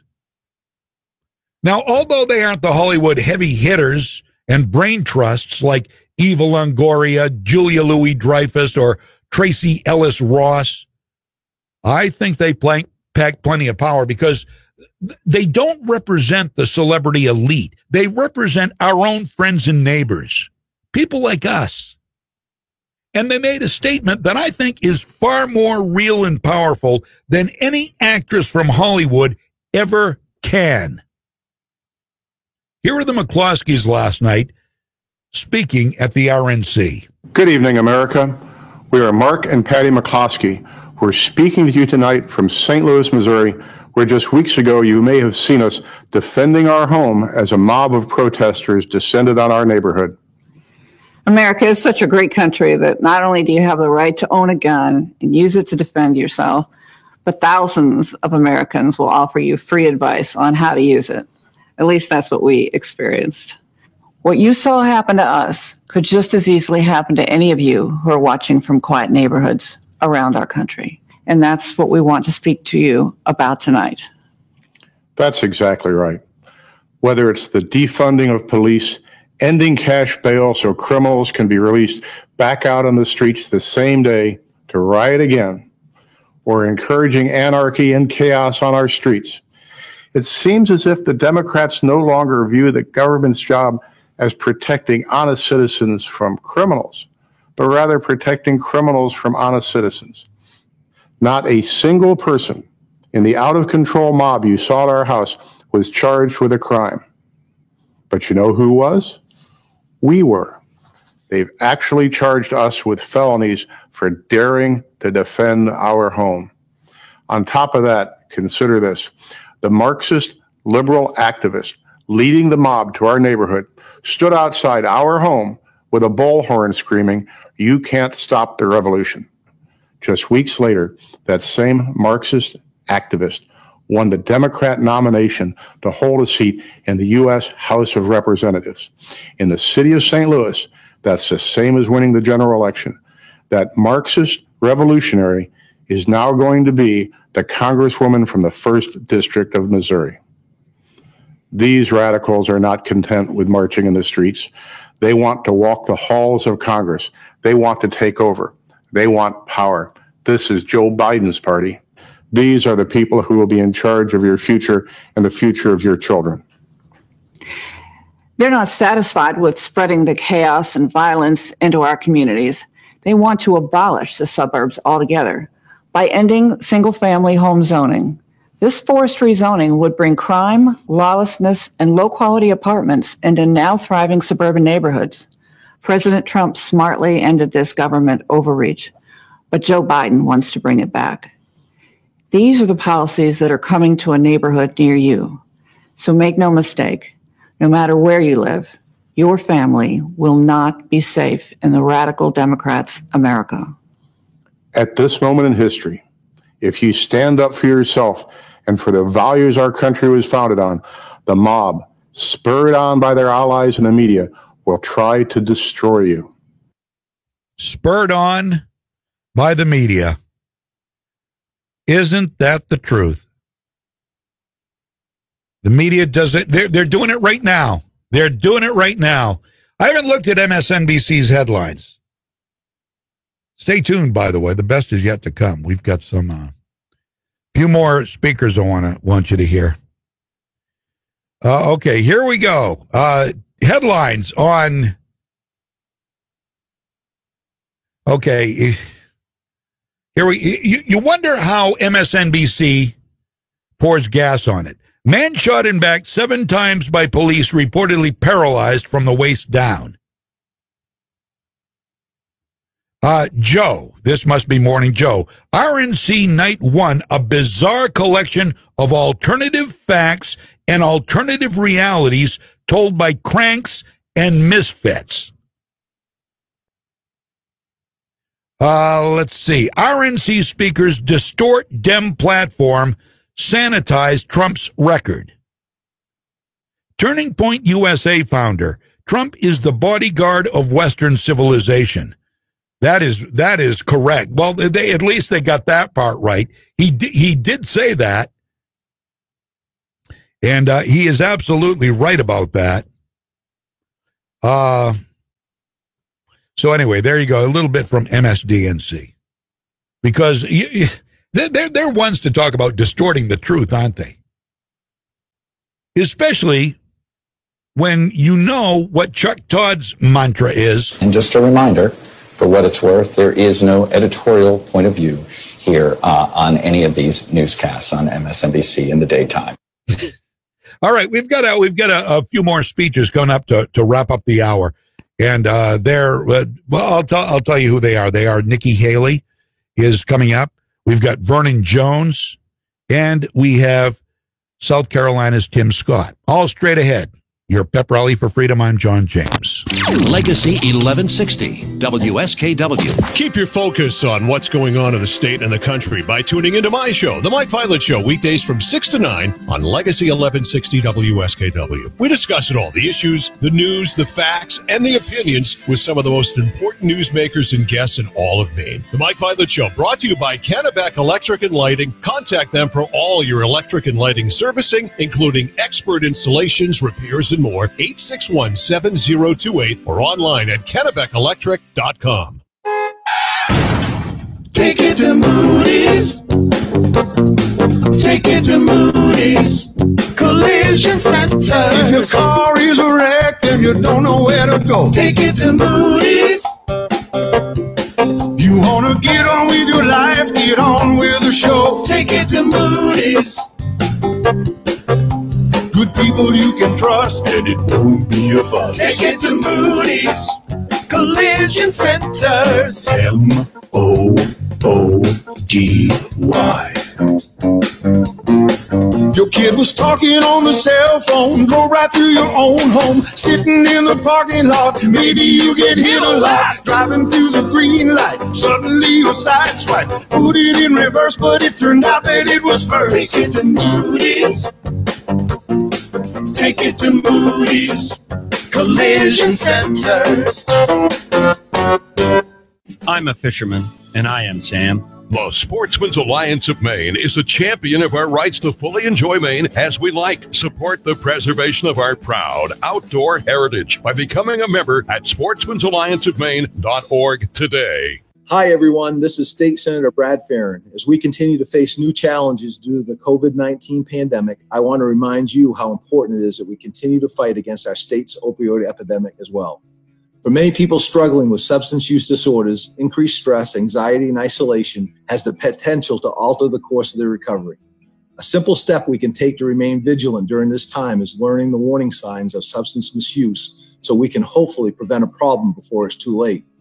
The RX Abuse Leadership Initiative of Maine, or RALLY, has tools available online so that we can all work to combat the opioid crisis from home. Visit rally-maine.org to take an interactive virtual tour that will teach you the hidden red flags of substance misuse so you might know what to look for if you think a loved one may be struggling. Again, that's rali-me.org. Thank you and stay safe. Paid for by the RX Abuse Leadership Initiative.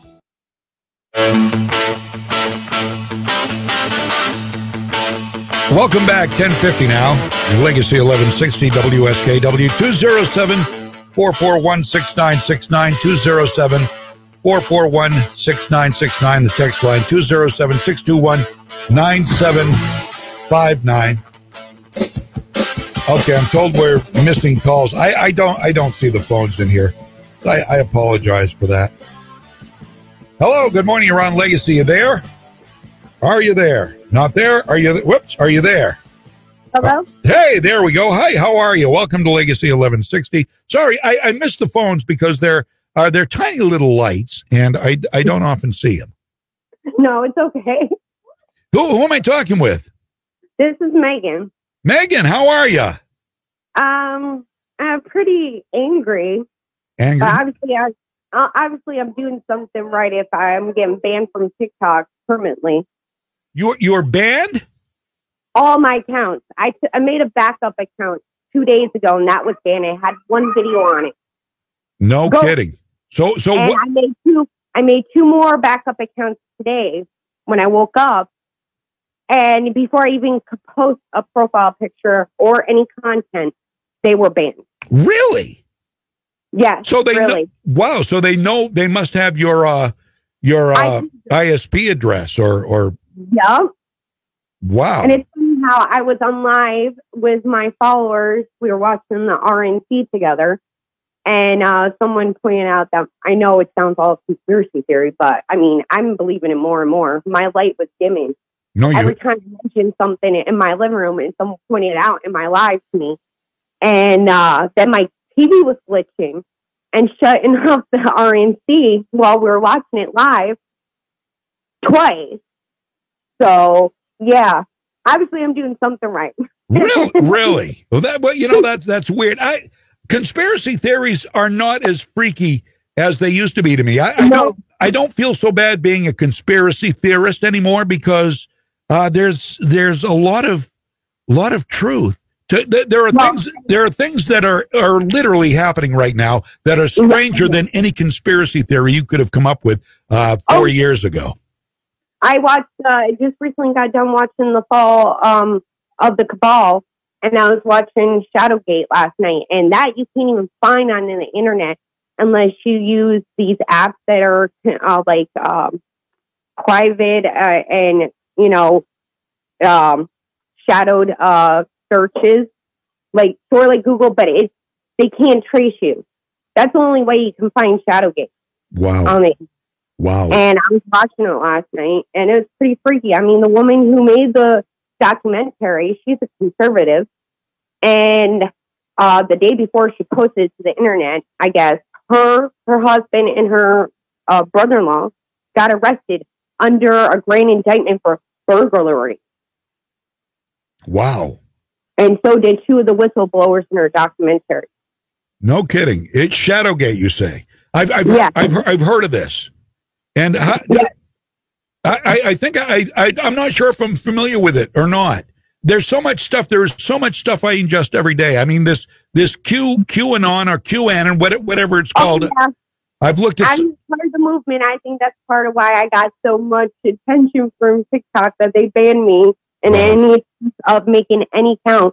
Like if I search TikTok right just to look at videos not signed into my account, I can't even do that. Wow. Okay, that's I'm being censored. That's weird. That's weird. That's troubling, and that's it. But it's not far-fetched, Megan. Sadly, it really isn't. It isn't. Well, listen, my dear. Thank you for that insight. Send me some links if you can to the Shadowgate thing if you ever get an account again, and because I'd like to know. Now, how are you listening to us right now on the website? You obviously you. Facebook. I haven't been censored yet from Facebook. Okay, good. It's a matter of time. Okay, good. Well, send me a couple of links if you think of it, and I'd love to see what you're seeing. Oh well, there's two apps that I was told about yesterday before I was saying in someone's live. They're called DuckDuckGo and StartPage.com. Yeah. DuckDuckGo. Let me give you another one, okay? And this is one you can download. It's free. It operates on the Firefox engine. It's called Tor, T-O-R. Okay. T-O-R. It's a browser. It's safe. It's actually the government designed it. It stands for the Onion Router. It is a browser that can surf the regular web. It can also surf. It's the only browser I know of. There may be others now that can surf. You can go on the deep web and the dark web. It's very secure. You gotta read up on it. But it's doing a lot of reading. I've gone to the actual QAnon page where all the breadcrumbs are, and I've read that.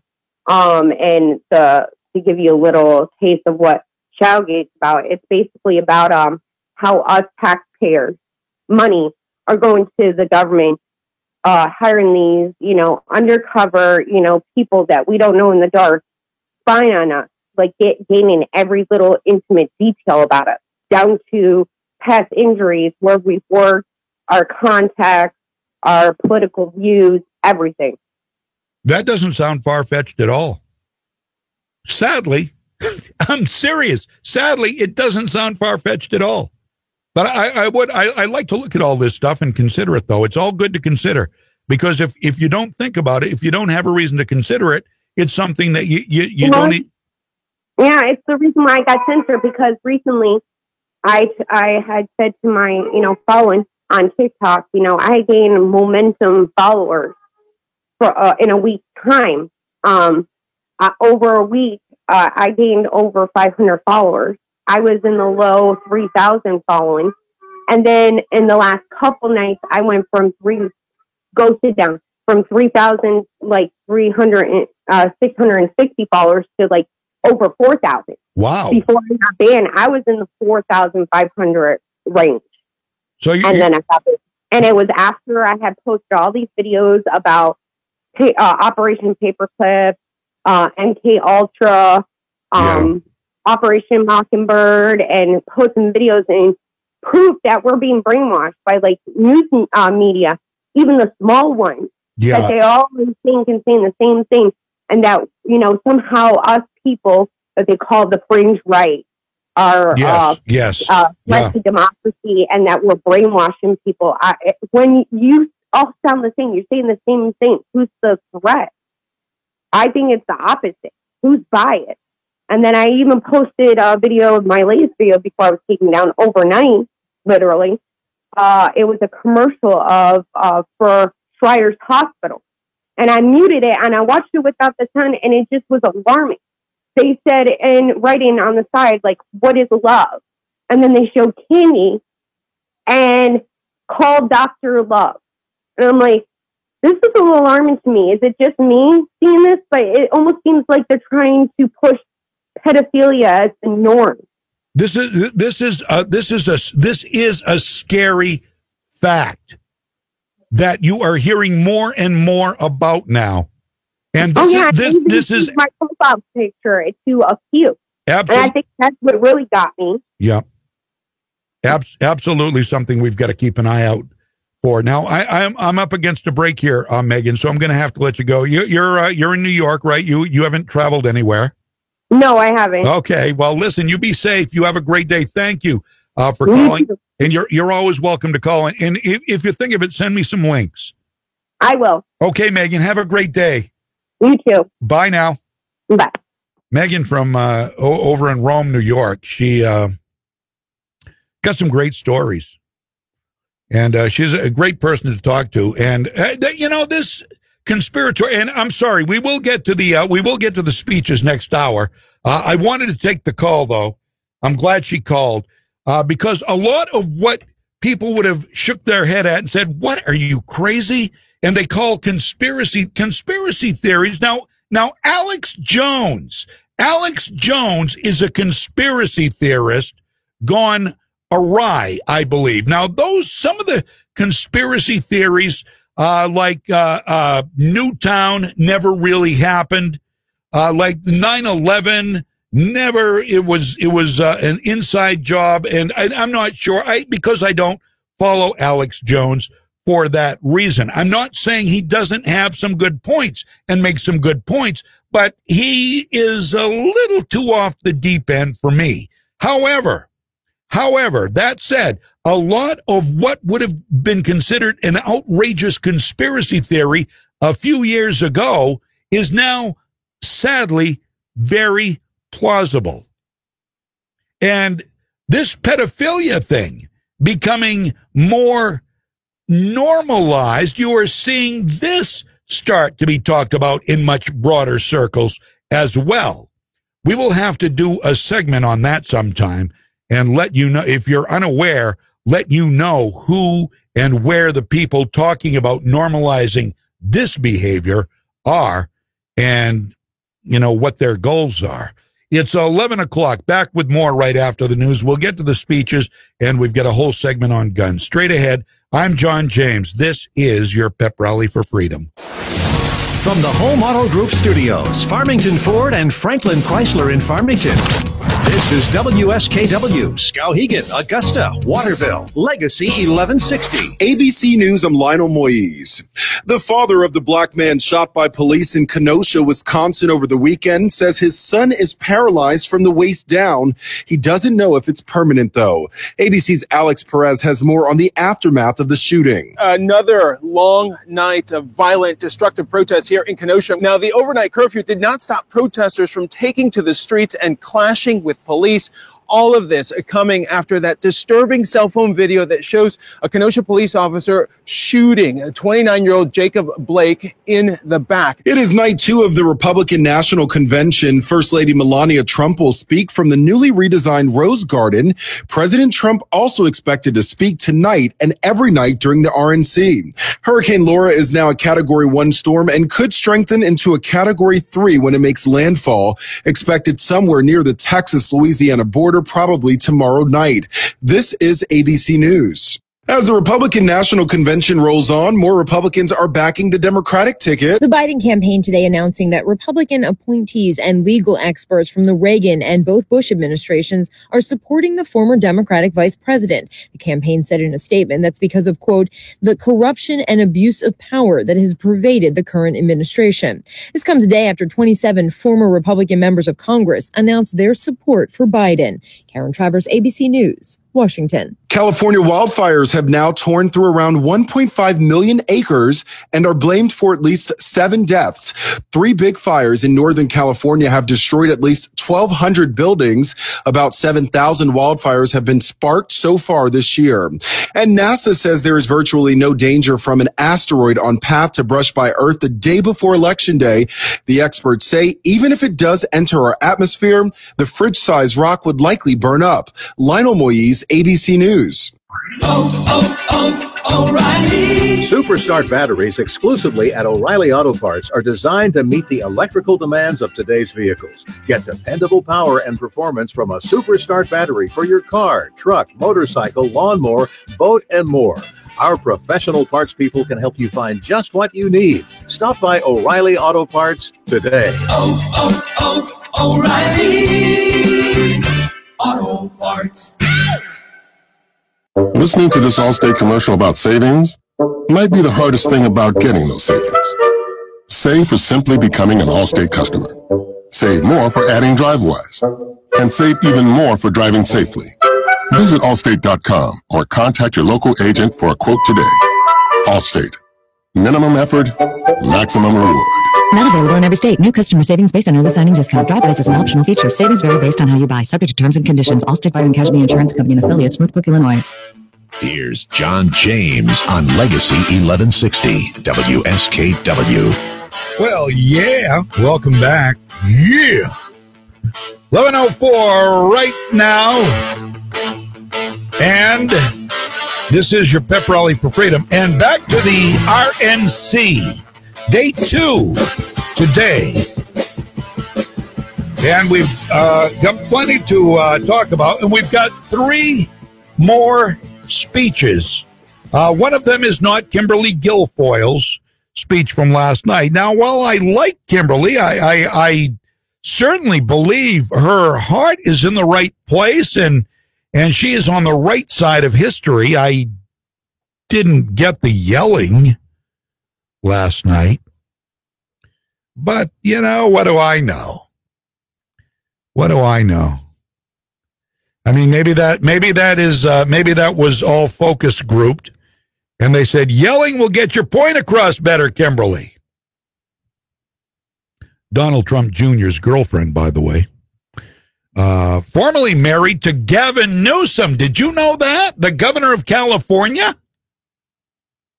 She was married to Gavin Newsom, the leftist, progressive, communist governor of California. Now she's dating the president, the conservative president's son. Maybe that's why she was yelling. Maybe she learned that from her former squeeze. That yelling, because in leftist circles, yelling is what it's all about. Yelling to be heard. Maybe she just is going back to her roots. I don't know.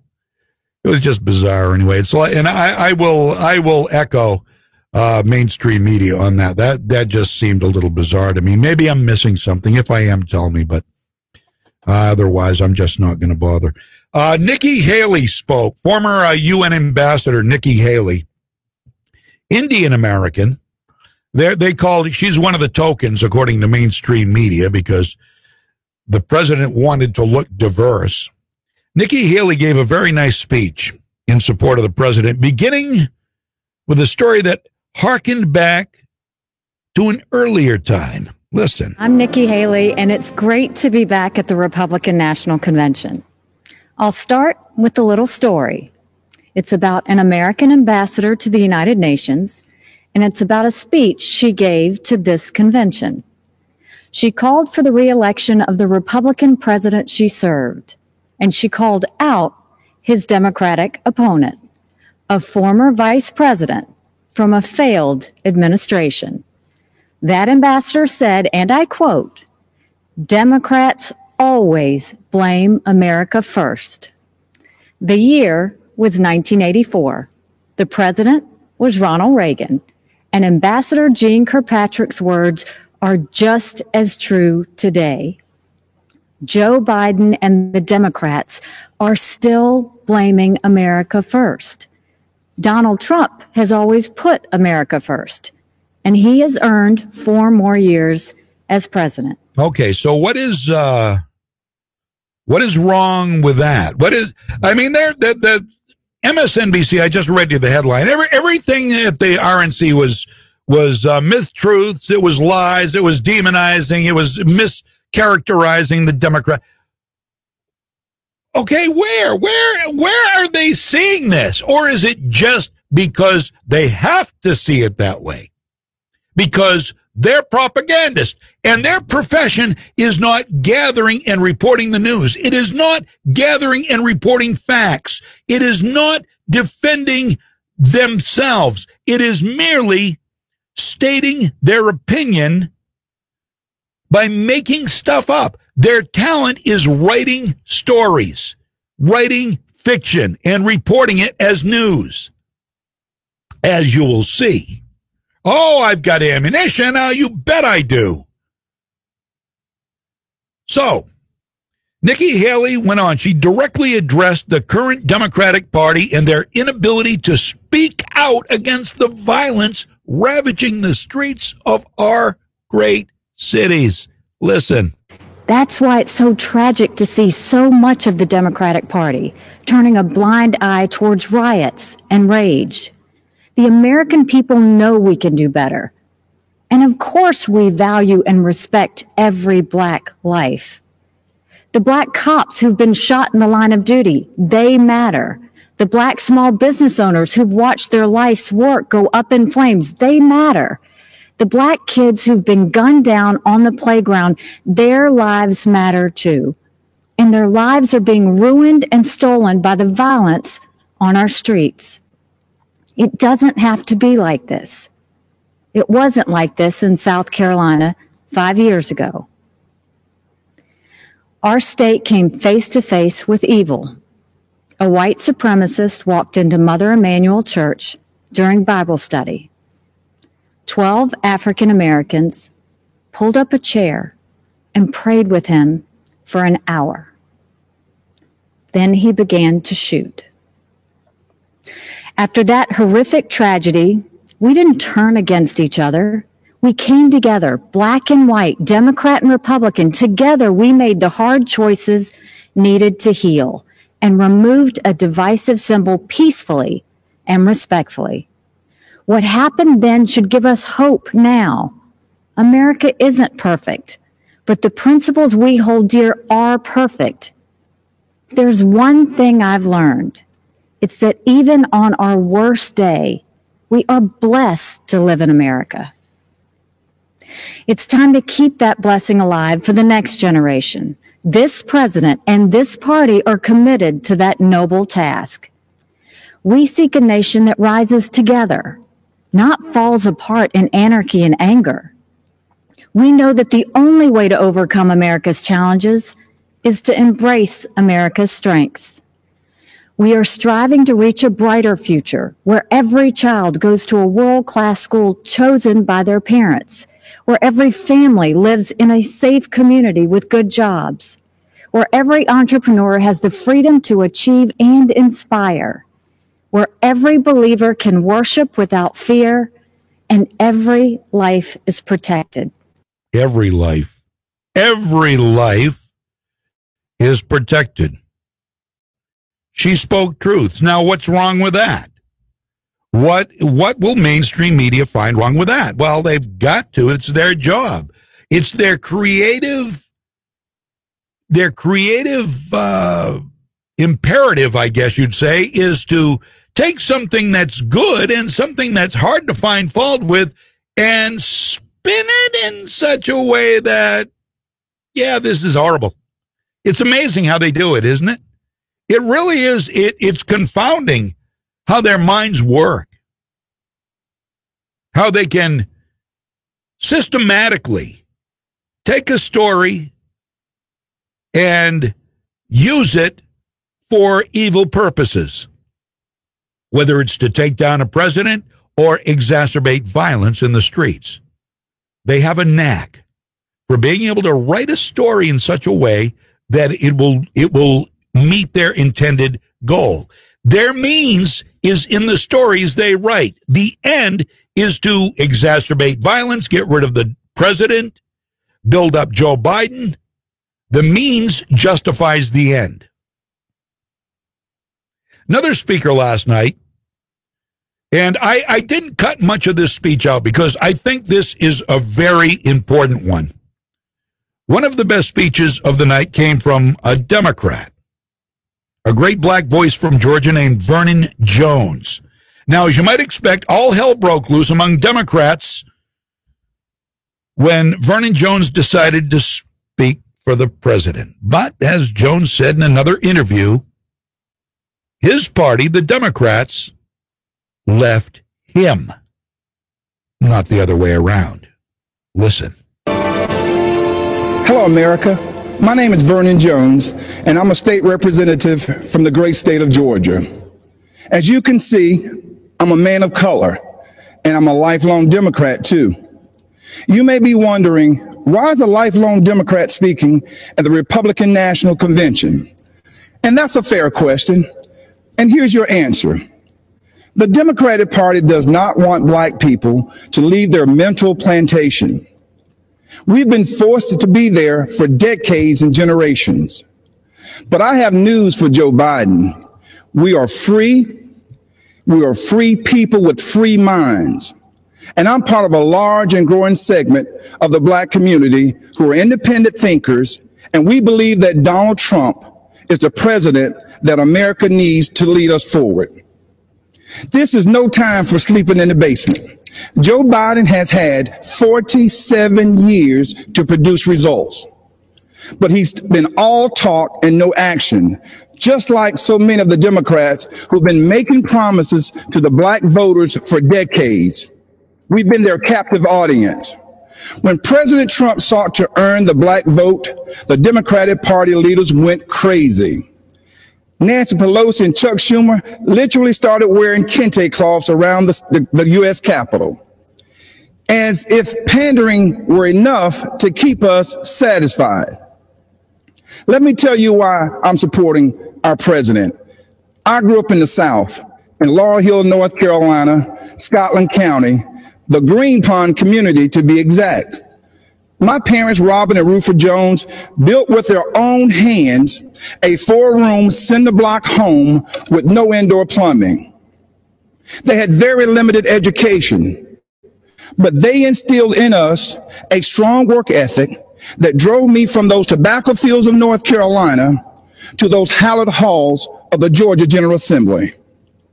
My parents taught me if I believed in God, worked hard, and treated every person fairly, there was no limit to what we could achieve.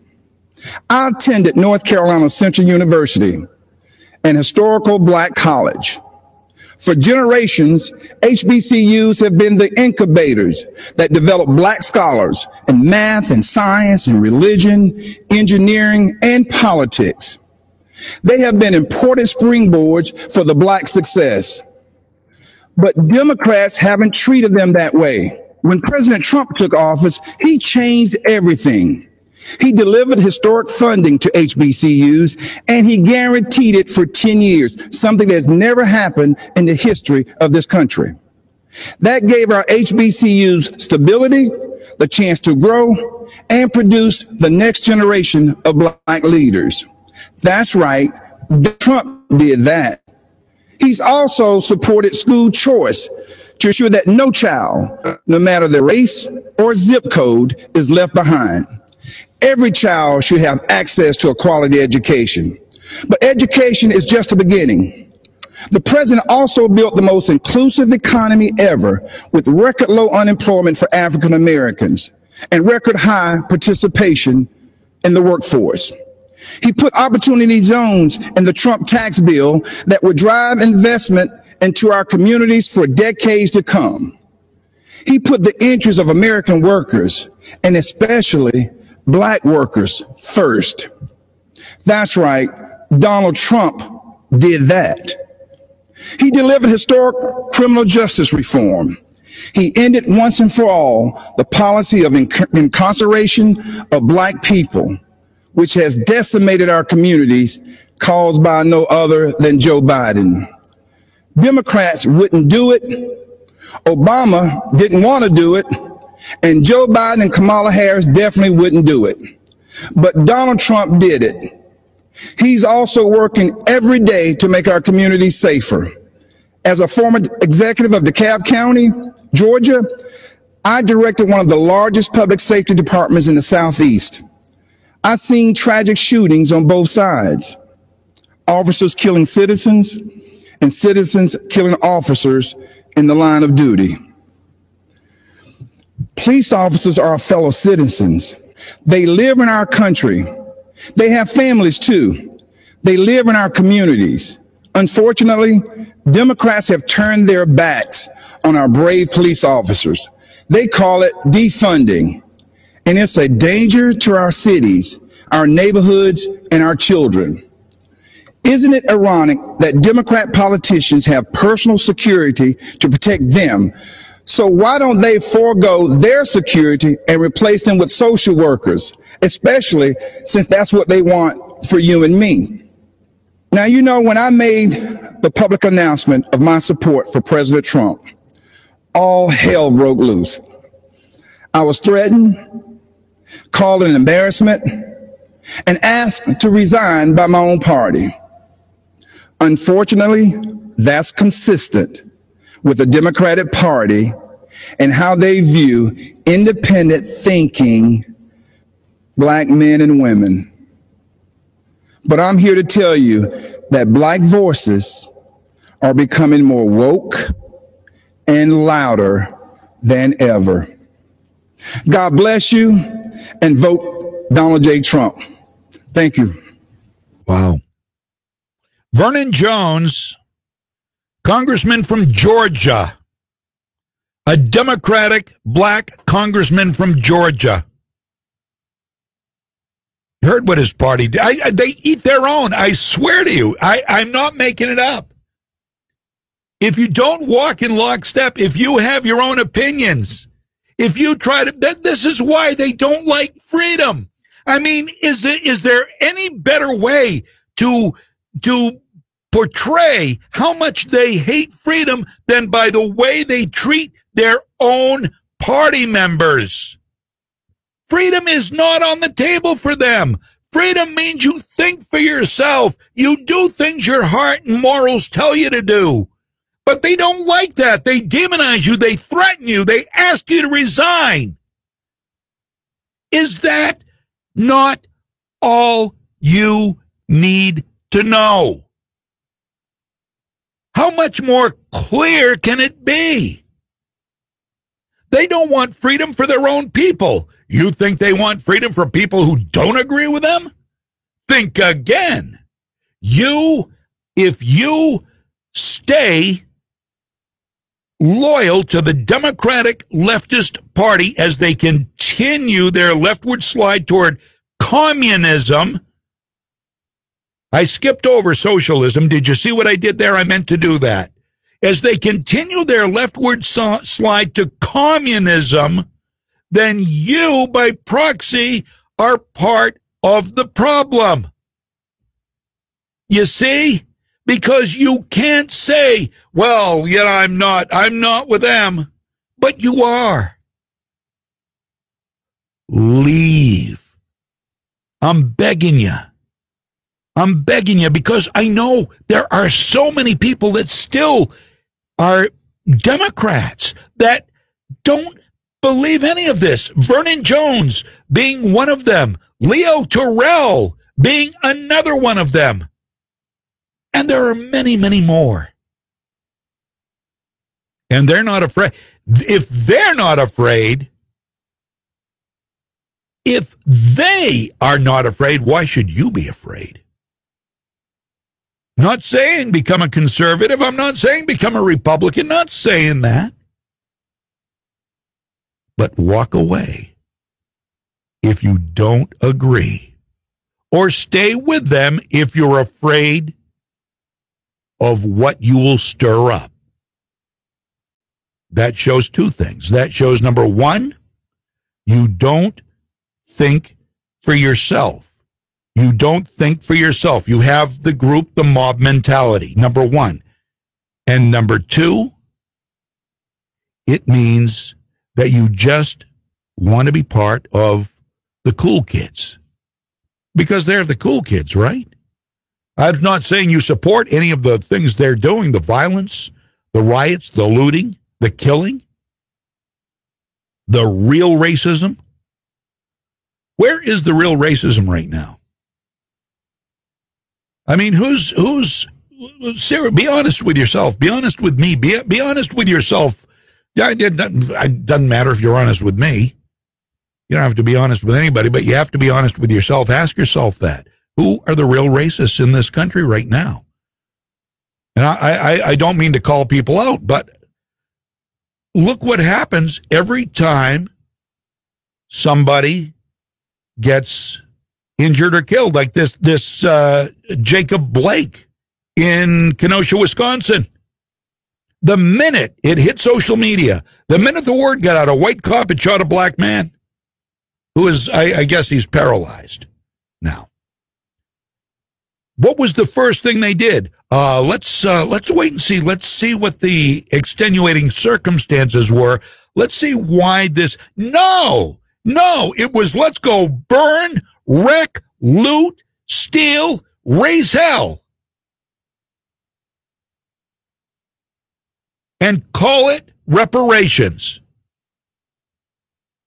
When every indication was, and is, at least at this point, that Jacob Blake did not respond to police commands, dove into his own car with his own kids in it while police had their guns drawn and was reaching for who knows what.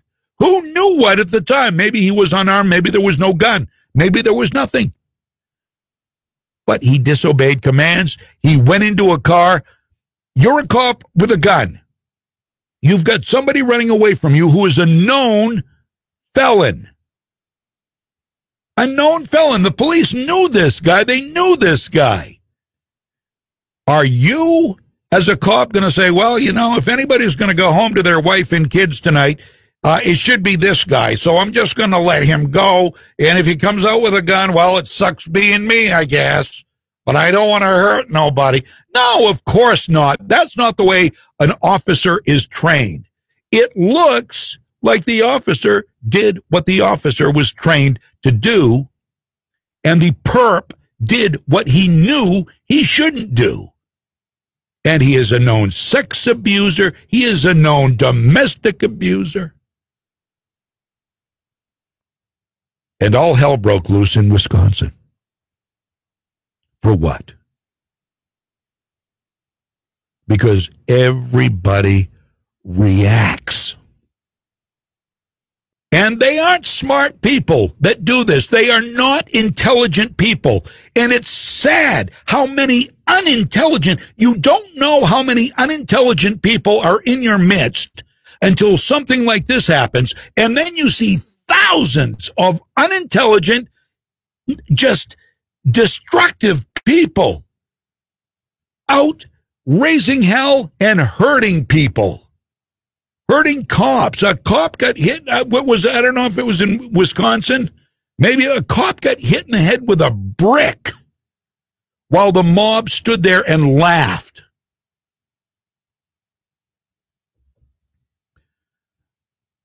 America's waking up. I mean the real America, the freedom-loving America is waking up.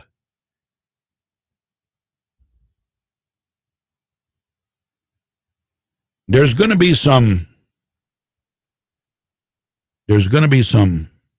fallout from all this. And sadly, it's going to come down to the citizenry's responsibility, the way it's going. As they talk about defunding the police, as they go out and hurt police, cause police to stand down, as Democratic mayors and governors declaw police, take away some of their weapons like they did in Seattle, some of their non-lethal weapons. Vernon Jones, what a great voice of reason. Another one is South Carolina Senator Tim Scott. He had a message of hope, optimism, inclusivity, and freedom. While mainstream media painted him as one of the token speakers, saying the Republicans just wanted to appear diverse. We know better than that. We know that if they criticize us for wanting to keep America the greatest free nation on earth, then we're over the target, and they're very afraid, like they have been for the last 3.5 years. Here is some of Senator Tim Scott's message from last night. Good evening. I'm Senator Tim Scott from the great state of South Carolina. To all of you tuning in and participating in the political process, God bless you. This isn't how I picture tonight, but our country is experiencing something none of us envisioned. From a global pandemic to the deaths of George Floyd and Breonna Taylor, 2020 has tested our nation in ways we haven't seen for decades. But regardless of the challenges presented to us, every 4 years, Americans come together to vote, to share stories of what makes our nation strong and the lessons we have learned that can strengthen it for further generations. Because while this election is between Donald Trump and Joe Biden, it is not solely about Donald Trump and Joe Biden. It's about the promise of America. It's about you and me, our challenges and heartbreaks, hopes and dreams. It's about how we respond when tackling critical issues like police reform, when Democrats called our work a token effort and walked out of the room during negotiations because they wanted the issue more than they wanted a solution. Do we want a society that breeds success or a culture that cancels everything it even slightly disagrees with? I know where I stand because you see, I am living my mother's American dream. My parents divorced when I was 7 years old, and we moved in with my grandparents into a 2-bedroom home with me, my mom, and my brother sharing a room and one bed. My mom worked 16 hours a day to keep food on the table and a roof over our heads. She knew that if we could find the opportunity, bigger things would come.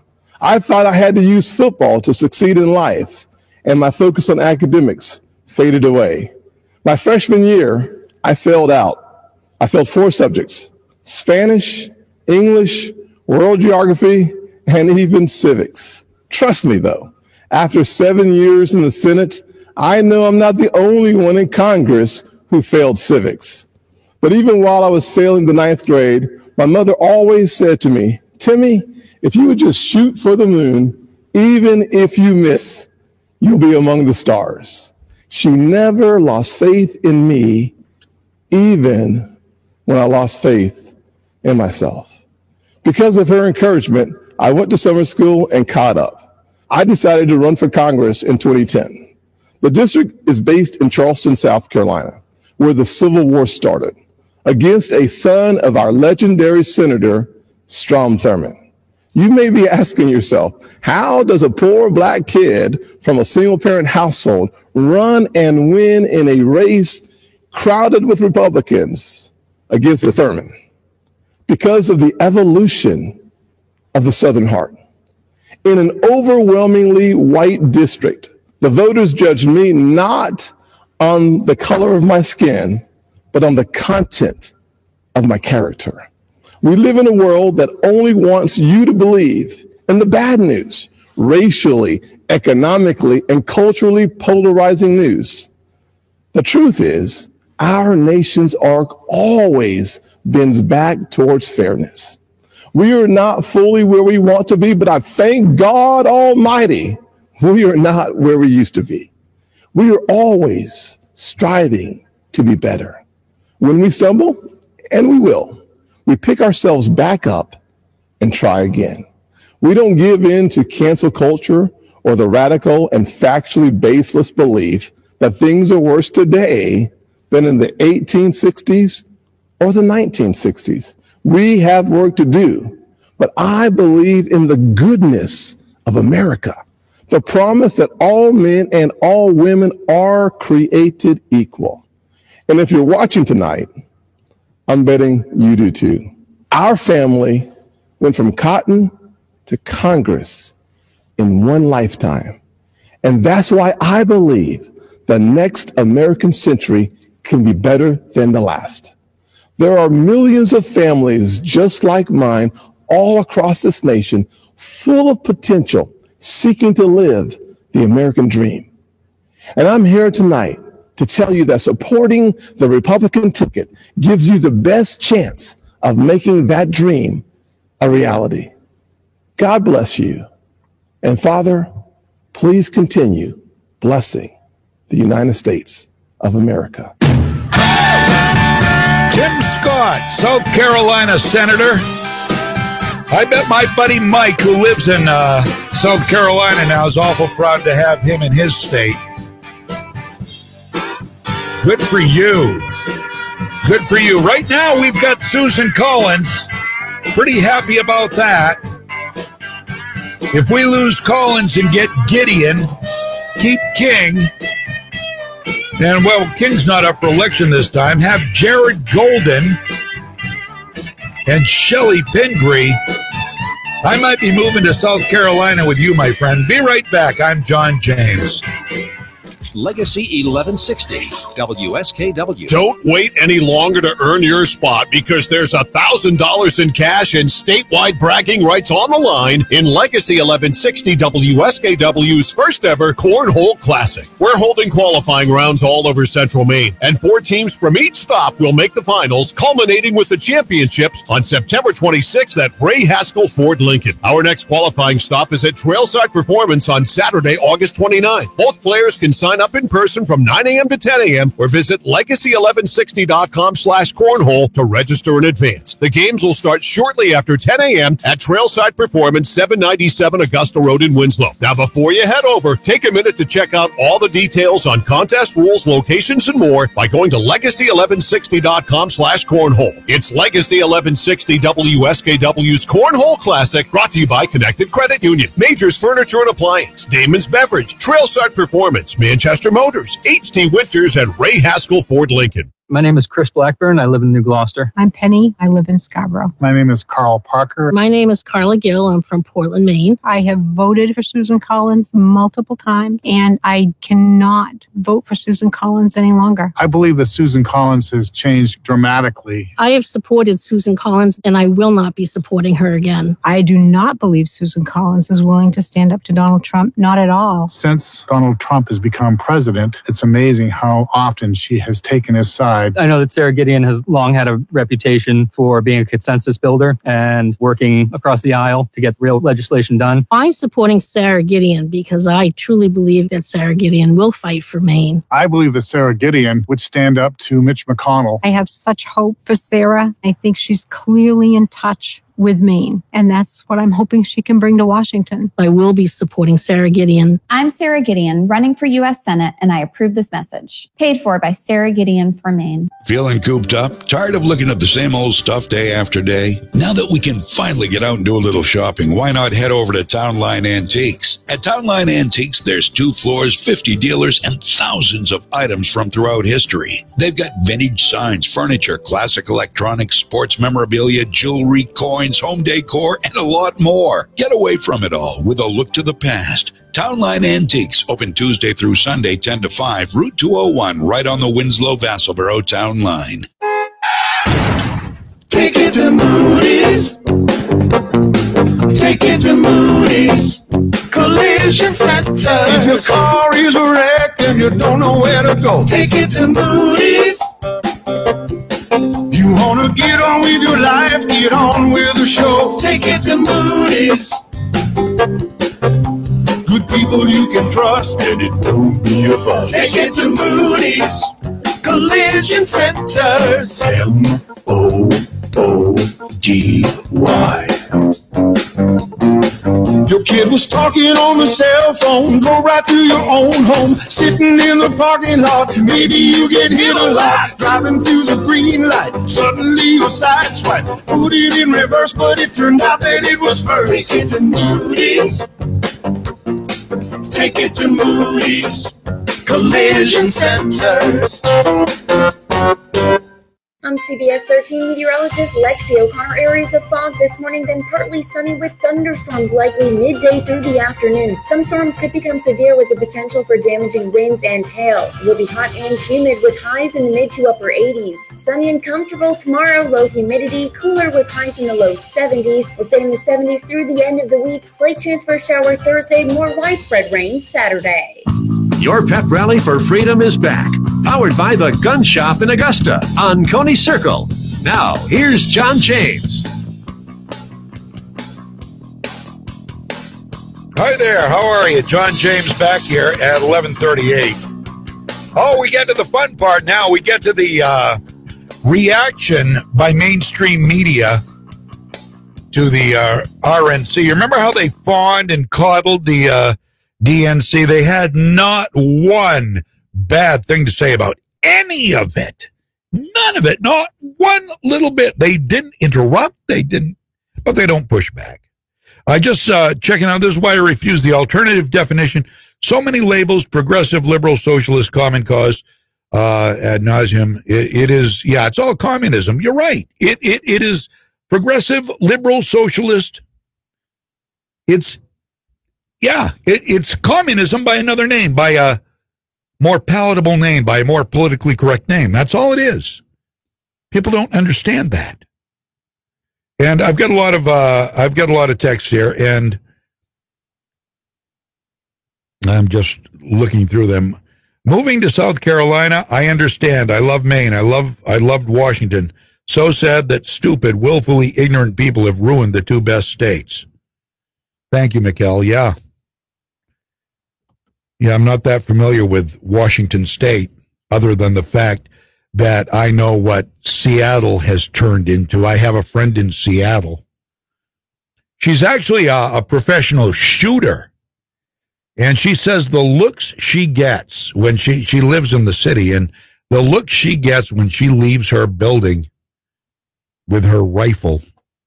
She's a competitive shooter, of course. I mean, it's not open. It's in a case, but it's pretty clear that it's a rifle. I guess the people are triggered. No pun intended. 20 until noon right now, and let's start with CNN, or let's start with CNN on the Republican National Convention. The left's identity politics went so disgustingly low last night. Both CNN host Jake Tapper and senior political reporter Nia Malika Henderson showed how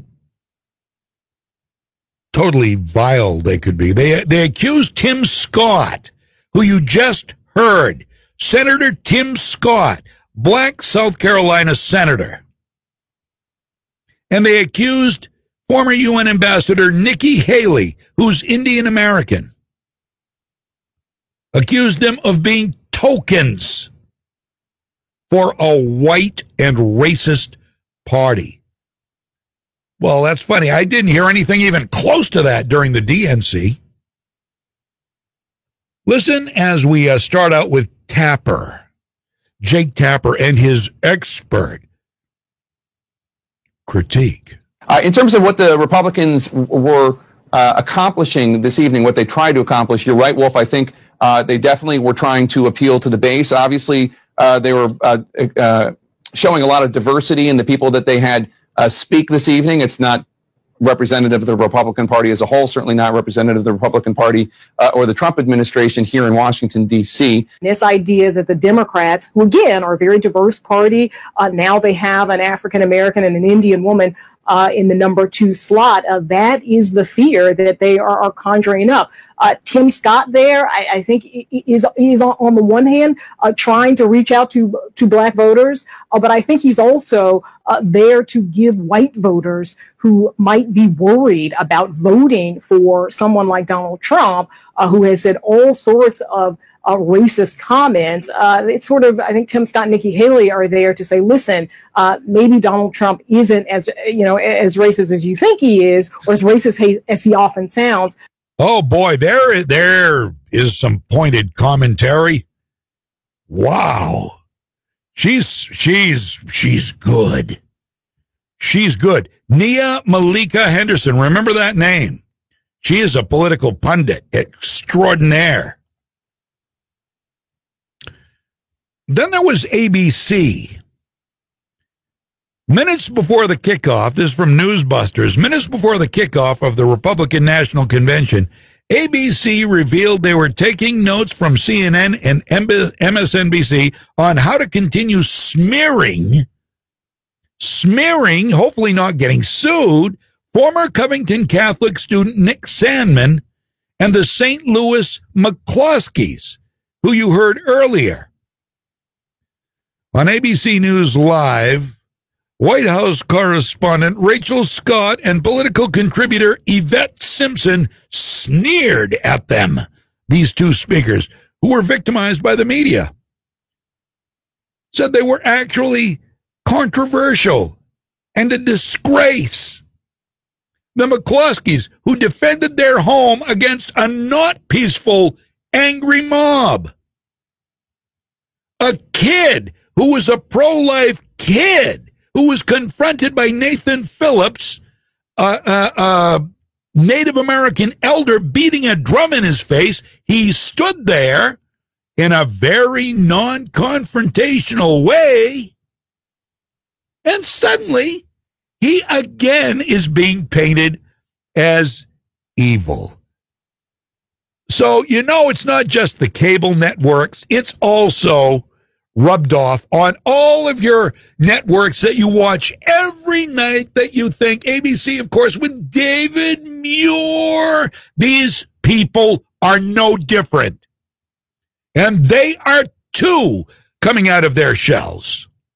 Okay, so here we go. Here is ABC on night 1 of the RNC. There are real people, real American people, as the campaign says, that will be speaking today. And some of them are also some controversial figures now, as we have this moment of racial reckoning in our history. One is that St. Louis couple who brought out their rifles as Black Lives Matter protesters peacefully marched through their community. They are on the list to speak. And as Rachel reflected, some of the real American people that you're seeing have been people who are disgraced, not people that people rally around, like the St. Louis couple or the young man from Cov Cath who interacted with the elder Native American in D.C. And so it will be a very different, it is the Trump show is the short answer. And it'll be interesting to see if that pays off. If people who are Republicans around the country feel connected to this process or feel connected to the platform that Donald Trump has put forward. Wait, what? This is ABC. This is journalistic, objective ABC News. What? Controversial figures? Protecting your home with an inalienable right, a God-given right? Standing there while somebody beats a drum in front of your face because you're a teenager and you're a little concerned? Oh, but he was wearing a MAGA hat. Oh, there it is right there. They are controversial. They are disgraced. ABC, what ails you people? You are not American people. You are not. You are a danger to our society. ABC, NBC, CBS, MSNBC, CNN. They ought to be illegal. They incite violence. They incite racism. They are hate mongers at best, racists at worst. No, it could get worse. The violence, inciting the violence that we see across the country. This wasn't MSNBC or CNN. This was David Muir's channel. Breaking as we come on the air tonight. Donald Trump sucks. I'm David Muir.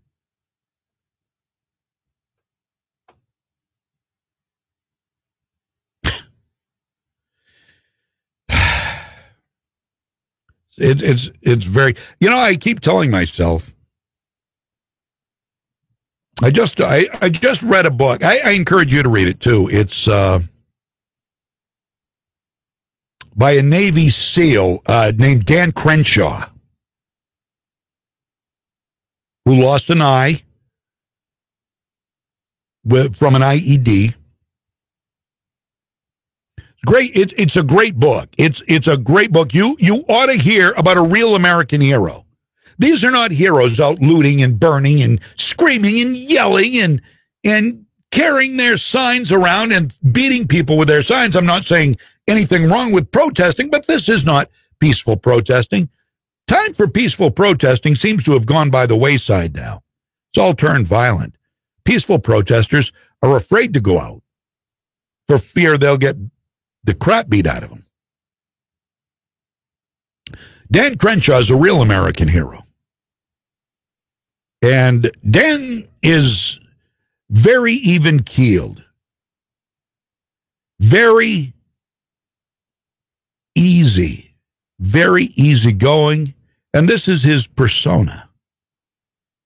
And he recognizes that this way of dealing with things gives you a better perspective when something goes wrong. You don't react, you don't flip, you wait, you assess, and I mean, this is all part of the war games, right?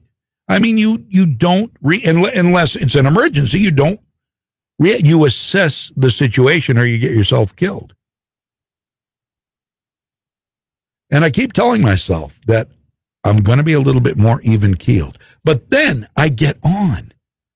And we have to talk about the idiocy. And nothing makes me more angry than the mainstream media does. Nothing.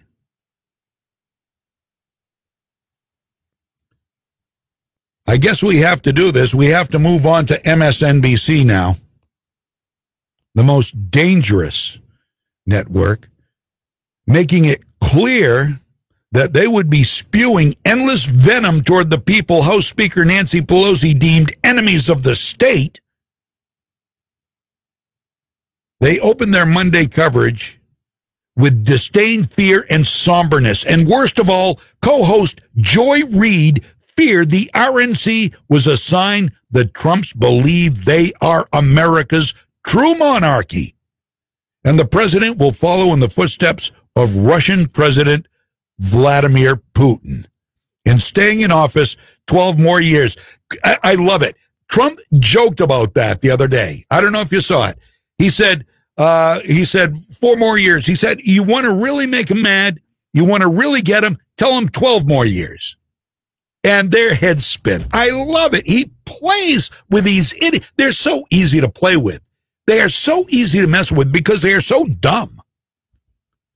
These propagandist hosts are unhinged and worse, clueless. MSNBC, give this a listen. Trump plans to talk every day this week, guaranteeing that the week will be about Trump. That is not a pathway to political rebound in terms of the eyes of his political advisor. We have been hearing for a while now that Trump is going to speak every week. It doesn't seem like he's going to give like an acceptance speech every night. Spent almost an hour ranting today. I mean, he's not going to let himself be forgotten, right? In this, whatever this is. And thank you for explaining that. I think for a lot of people, the opening with the nomination, even for me, it was weird, right? Mm-hmm. It was out of order, but as you said, that's over. Convention technically is over. This is another thing. It's another thing. And what I've been thinking about today is the difference between a democracy and a constitutional monarchy.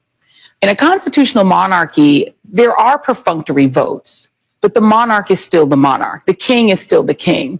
The royal family is the royal family. There's nothing you can do about that. And if the royal family has done misdeeds, and if courts want to dig into potential illegality, well, that doesn't matter. They are the royal family. And the Trumps come across as if they do believe that America has a royal family, and it is them. And so it's interesting to watch them create a pageantry about the Trumps, but not about the Trumps the way that last week was about the Bidens. Last week was about the family, the cohesion, the loss, the things they've suffered, the way they've come together, the way they were brought together. The same thing with Kamala Harris, her family, the blended family. It was about them as human beings. This isn't about the Trumps as like people with friends and family and loved ones. What? So they're trying to dehumanize Trump while they still love. They pour out the love for Joe Biden. No, it's all about family and love and loss and I know the Bidens. I know Joe Biden's suffered loss. I know that. Not making fun of that. But listen to how listen to how they work. Joy Reid. They're so awesome. You got the monarch, the constitutional monarchy. Okay, do I want okay, here are the two choices. Here are your only two choices. Which one do you choose? Do you choose a questionably constitutional socialism where you are told what to do, when to do it? You are told you can only drive hybrid cars. You have to live in a certain type of energy efficient house. You can't use oil or gas heat. You can't use coal. You can't light any more fires. So basically, and you can't have your guns. So basically, you're not free. But we're going to give you everything else. We're going to give you health care, and we're going to open the borders. We're going to give illegal aliens health care, and it's going to be great. It's going to be great. You want to live under the communist, socialist, constitutional system? Constitution be out the window. Or do you want to live under Donald Trump's monarchy, which appears to have a lot of freedoms attached to it? It appears to have a hell of a lot of freedoms attached to it, like every freedom we've ever known attached to it. You know what? I want the government that is just going to leave me the hell alone. You stay out of my business, because that's not why government was set up in America. That is not why you're here. You are here to protect our rights. That's it. That's all. Nothing else. You aren't here to fund the Kennedy Center. You aren't here to pay for health care. You aren't here to buy us housing. You aren't here to open our borders. You're here to protect us from people coming in through the borders and doing us harm. You're here to protect our Second Amendment rights and protect our First Amendment rights. Stay the hell out of my life, government. But that's not what they want. That's what Donald Trump wants. Prove me wrong. Prove me wrong. You can't, can you? No, of course you can't. Again, you got nothing. Gonna run late here. But I've got one more thing. We've got to get to this. This will be quick. MSNBC broke into the RNC several times, unlike the DNC. Not to praise those who were speaking like they did at the DNC, which they largely didn't interrupt. They broke in to rebut what the speakers were saying. For example, here's Rachel Maddow breaking in to issue a disclaimer. We are broadcasting this, of course, by choice. However, it is our responsibility to not unquestioningly broadcast potentially dangerous misinformation, especially of the medical variety. Oh, somebody mentioned hydroxychloroquine. So we've got to butt in. We're doing this by choice. But it's misinformation. Go back to sleep, Rachel. Do something with that hair. 11:56. I'll see you tomorrow. Have a great afternoon. Mike Violet here, bright and early tomorrow morning at 6. I'll be back at 9. I'm John James. AM 1160, WSKW. I want to tell you about the incredible items you can find at Townline Antiques.